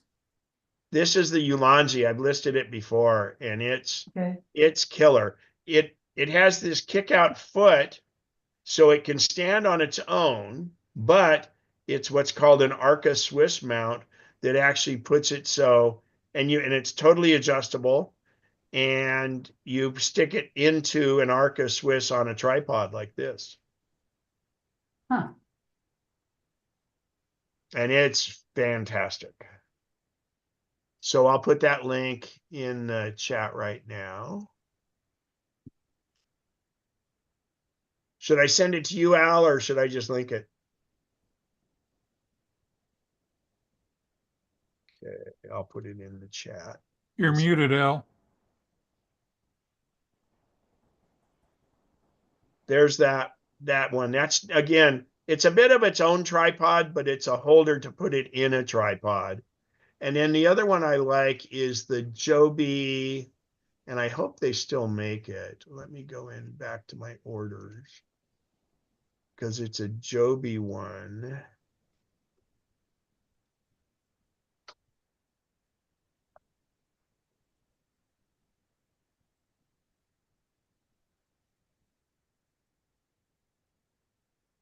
Yeah. Oh, so I don't see it together anymore, but it uses a regular Joby GorillaPod, but this is the Grip Tight Pro. And this gives you it's not the best iPhone mount, but it's very functional. And you basically can do horizontal and thing. They have that together with a Joby GorillaPod.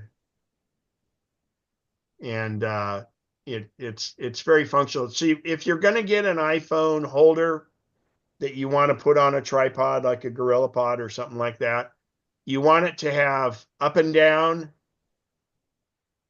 pivot left and right, and you want to be able to have the phone go portrait and landscape and be adjustable because, you know, as the phones change, they're going to be different thicknesses, and then you have different cases. So I'll link that one also in the chat. I did link that other one, that Ulanzi, which I really like. I love it, in fact.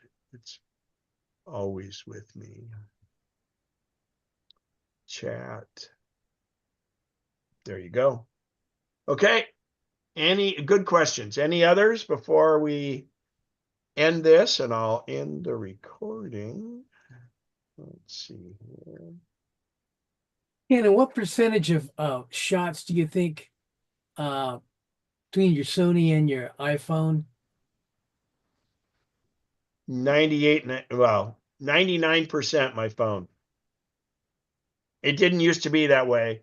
Mm-hmm. You know, 4 years ago, but pre-COVID, 4 or 5 years ago, it was 20% of my shots with my iPhone and the rest with a big camera. And it's only those special circumstances. And I mean, because it's a pain in the butt too, because do I put it in my backpack when I'm do this? And in fact, I did have one incident on this trip where I go, oh crap, I wish I'd have brought my big camera. And even if I just brought the camera, because what I did is I traveled with a 24-240 lens. I didn't want to bring all my lenses or everything. And so I had this, it's a f4, and I used that. And there was one instant, I forget where I was, but I go, oh crap, this would have been great with my big camera. But the rest of the time I kind of knew where I was going to be shooting, and I would go out from the hotel at night to do night shots or really early morning shots, and I would take it out for that. But I didn't. It was usually under the bus stowed. So how about you, Al, when you travel? What do you? Well, mostly these days it's like 99% a phone, you know, just the it's just got too many advantages these days. It's really portable, you know. There's I do, you know, I don't usually carry I'll bring a monopod, you know, to make things stable when and also as a walking stick. Right. You know, that's getting to be an issue for me these days. Well, there's a new thing out since, and I didn't even mention that I've done it before. I had my 360 camera and I use that in a lot of things, and it has its own stick, but some guy has come out now with a walking stick, and I did the Kickstarter on it, that has an extension for the 360 camera. So what it means, it's a walking stick with a 1/4 20 mount on the top. Well, Yeah, I've got my walking stick has a 1/4 20, and I've got Is it just a pin with a 1/4 20 on the top, or is it a curved handle walking stick or a regular handle? well, it's curved at the top, and it has a Can little. you link it? I'll have to dig it up here somewhere. Yeah, because I've been looking for a good one like that. So, and Keith, I would imagine when you travel, you're still mostly your big camera. that's probably true. I was going to say the biggest time when you want a big camera with a long lens is if you're going to Africa on a safari, or you're doing bird photographs, or wildlife in Yellowstone or something like this. You don't want to be 15 feet away from a Cape Buffalo while you're taking a picture of it. So Yeah, I agree. Or in Antarctica where they make you be no closer than 15 meters from the penguins. penguins, yeah, that's true. Yeah, and it's interesting because I have a spotting scope. So I did a Yellowstone winter tour, and the guide had a spotting scope, and we were able to hook our iPhones up to it. And oh my gosh, that works great. So I'm looking at that as being, and I don't have a high-end spotting scope because then that's just another thing to lug around. But a medium spotting scope, I'm gonna work on that and see if that might work for those few times. But yeah, birding, safari, it's when you need the long lens, and even a 10x would not give you what you need there. Yep, very true. So Bob, what's your take? Have I traveled lately? Well, I know, but just in general, are you shooting anything with a big camera anymore? My Canons have been sitting in their bag for probably 2 or 3 years unused. Yeah, I'm the same way. Yeah.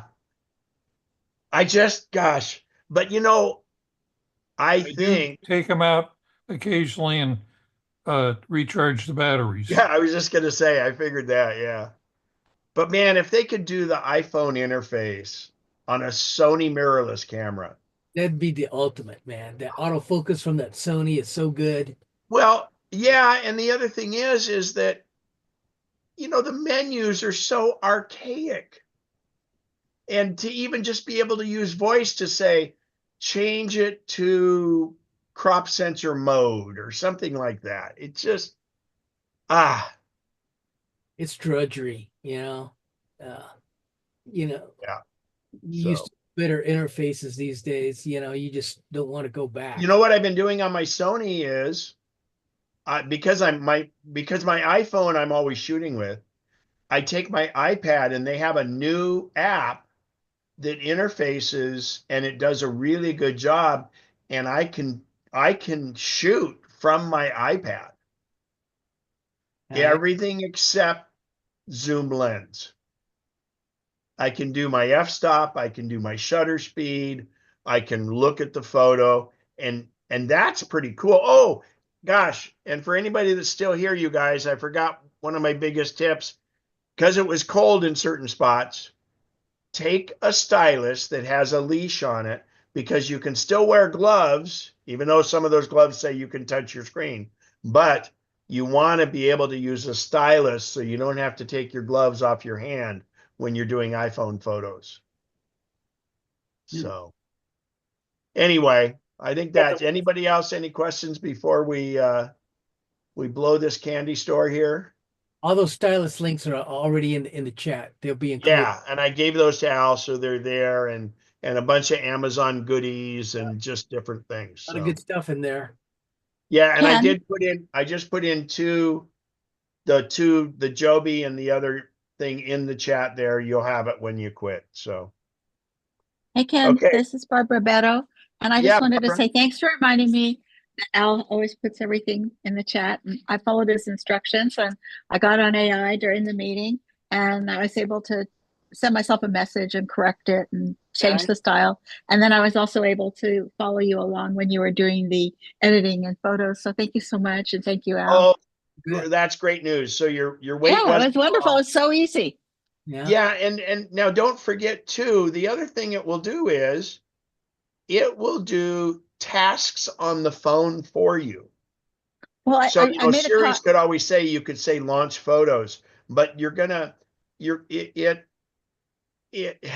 can do a lot. It's enhanced Siri more than it was.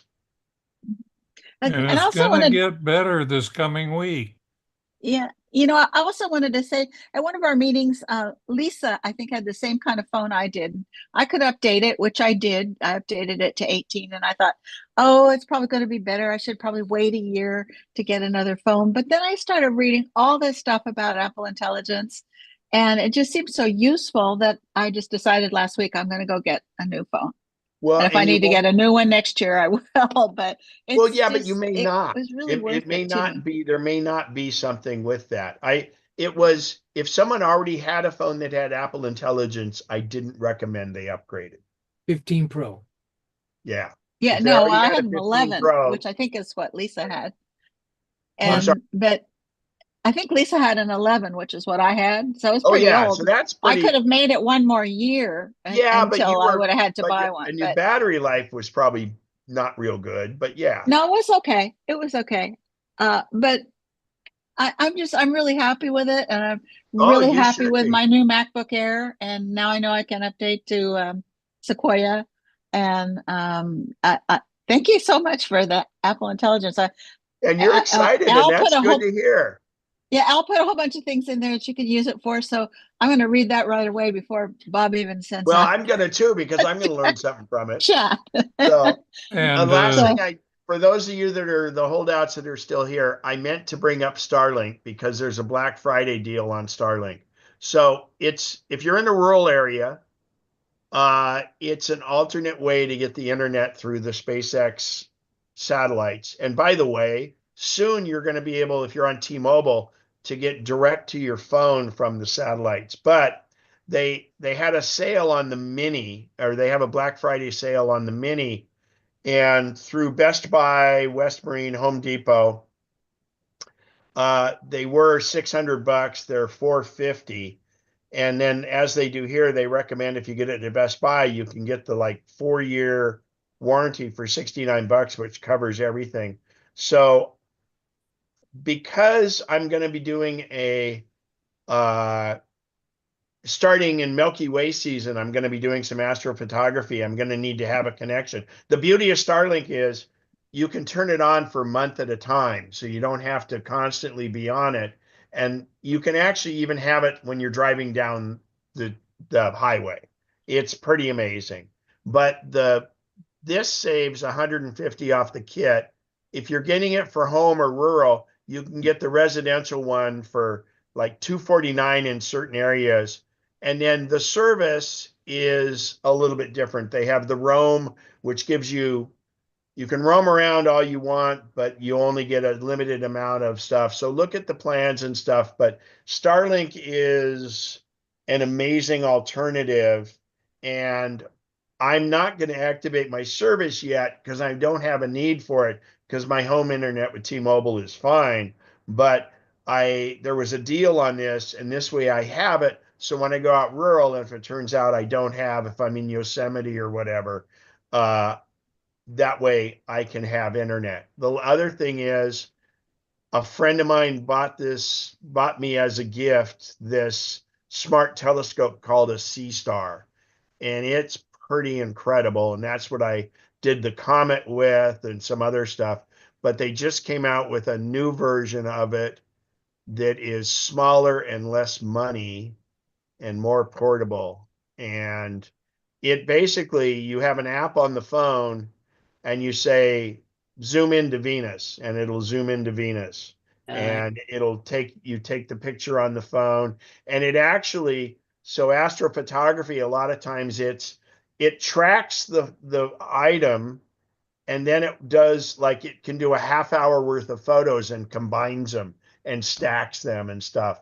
And it's not for astro photographer guys as much as it's just a really simple thing. So this C Star for $349 seems like a pretty good deal. It's not out yet. It's a pre-order thing. So, but I have the bigger version, and I definitely wouldn't travel with it. It's a lot, but it's got a self-contained battery, and it's really cool. So, but those Cool. are all, so I guess the whole last part of this was all about the stars. One final note, AI is going to get better, Barbara, this coming week. If you're still, or is she already signed off? Nope, she's on. No, I'm here. 18.2 is supposed to release this week. Okay. And it's just going to be enhanced, or are there actual newer More, features? just Playground. more stuff. I mean, they're gradually bringing it out. Okay, Yeah, great. Great. It's cool. wonderful. Actually, and Al asked about this, and Bob might find it of interest. I'll share my phone again and show you how to do, and I'll have to find the link for it, but I'll show you how to do the QR code because it was cool. Okay, share my phone.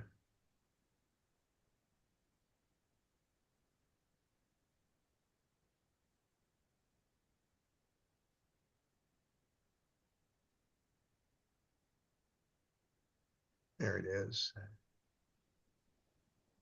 Okay, so if we go to shortcuts,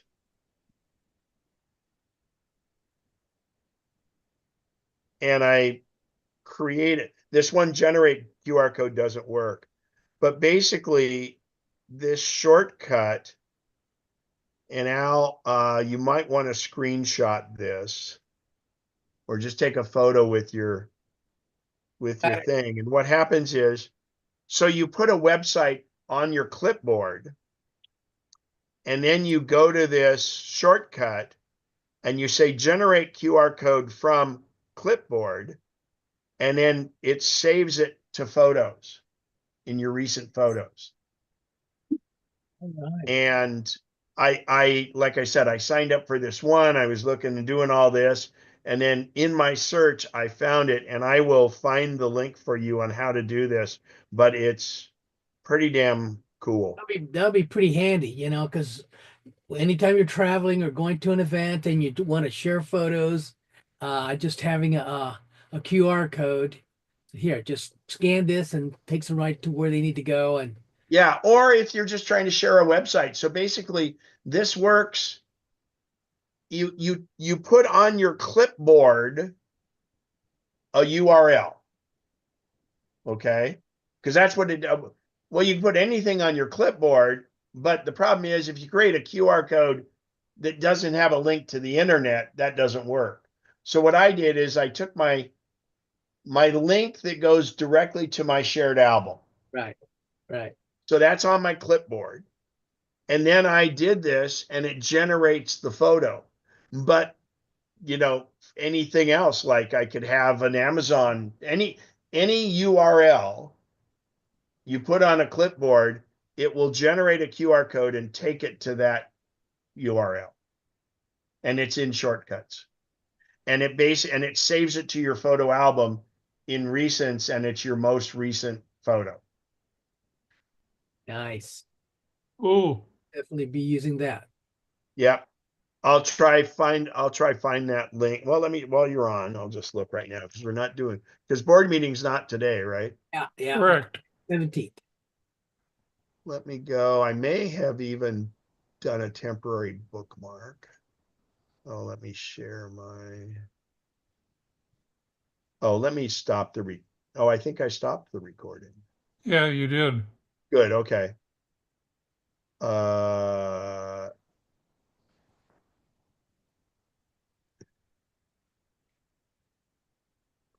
So let's see. Search read English.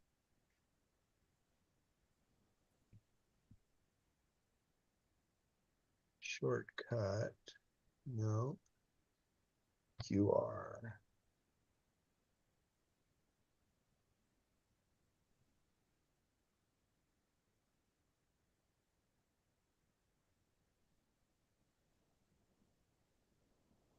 Oh, well, this is a handy one. So I have this on inside my cabinet door at my house. I made a QR code how to connect to my Wi-Fi. So Huh? if you have friends over, I'll put that one in the chat. That's useful.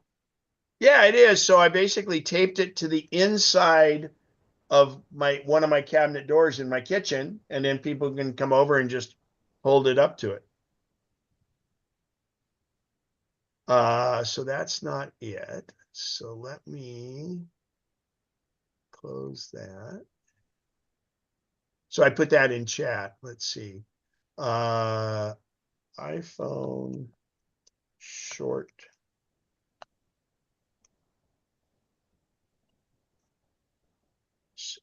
Make QR code.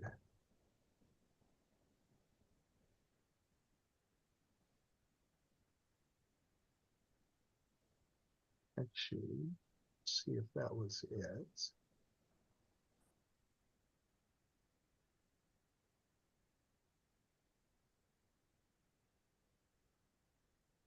Yeah, here it is. And it's kind of more intense than what you need, but this should do it. So let me put that in the chat.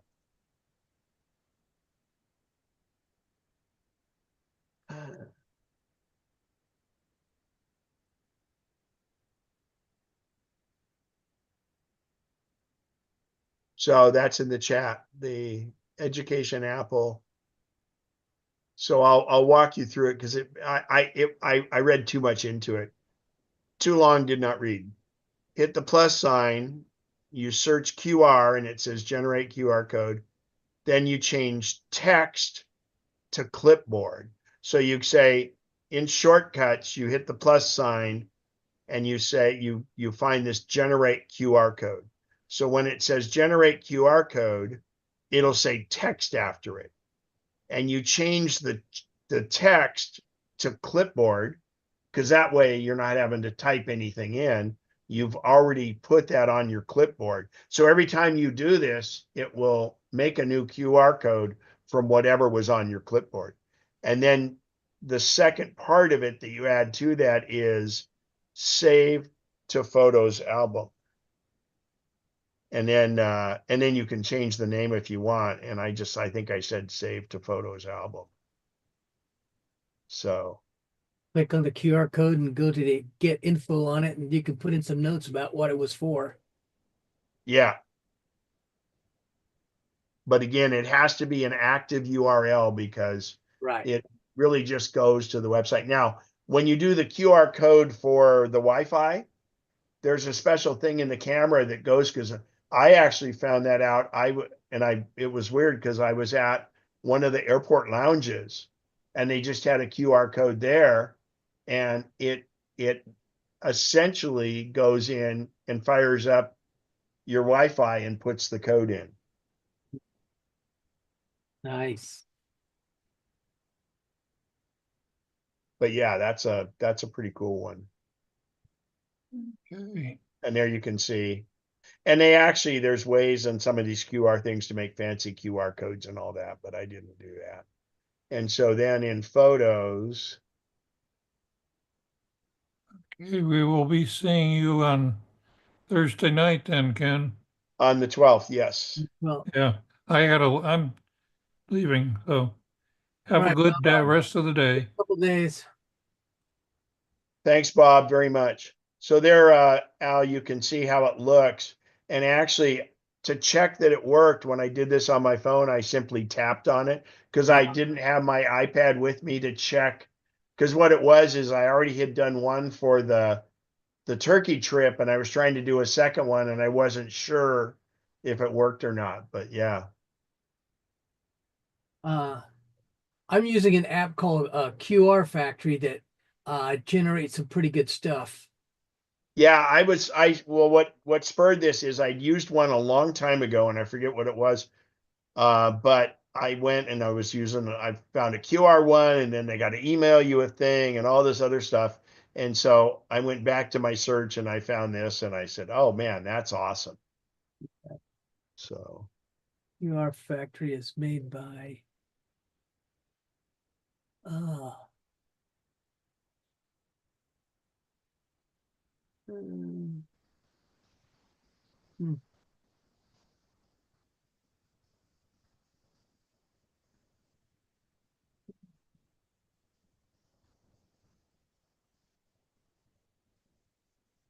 Oh, check out this wine rack. Just burl. That's cool. Yeah. Definitely. Oh, all right, bud. Oh, Okay. here was our so this is my second trip. Albania. All of this is Croatia. We didn't go, we did, yeah, I'm sorry, Montenegro, and then up here's Croatia. And we actually didn't go. This is Bosnia Herzegovina, and we could have thrown a rock and hit it, but we never went into it. And then up to Slovenia, and oh man, Slovenia and Ljubljana were really cool. Awesome, awesome. Sounds like a great trip. Yeah, it was. And it was all different, Uh-huh. But man, anybody I talked to should do Turkey. Turkey was awesome, and I mean the 2 weeks wasn't enough. Hmm. It never is, you just getting a taste of the culture and the past, and you just it's just a winds up being just a tsunami of information coming at you, and I take a photograph of everything, every little obscure little thing, kind of gives you all kind of color and background, and even if I don't have a moment to linger on the photograph, I just keep taking. Well, and I do, like when I'm in museums like this, I take pictures of, because I don't have time to read it, and then I can always come back to it, but it gives it. So this was an incredible museum that goes back to uh Any of these places you could spend the whole day. 900 BC. And this was eight. No, there was stuff. I went back to 8th century BC. There were some artifacts. That's just amazing. Oh, here it is, actually. No, that's not it.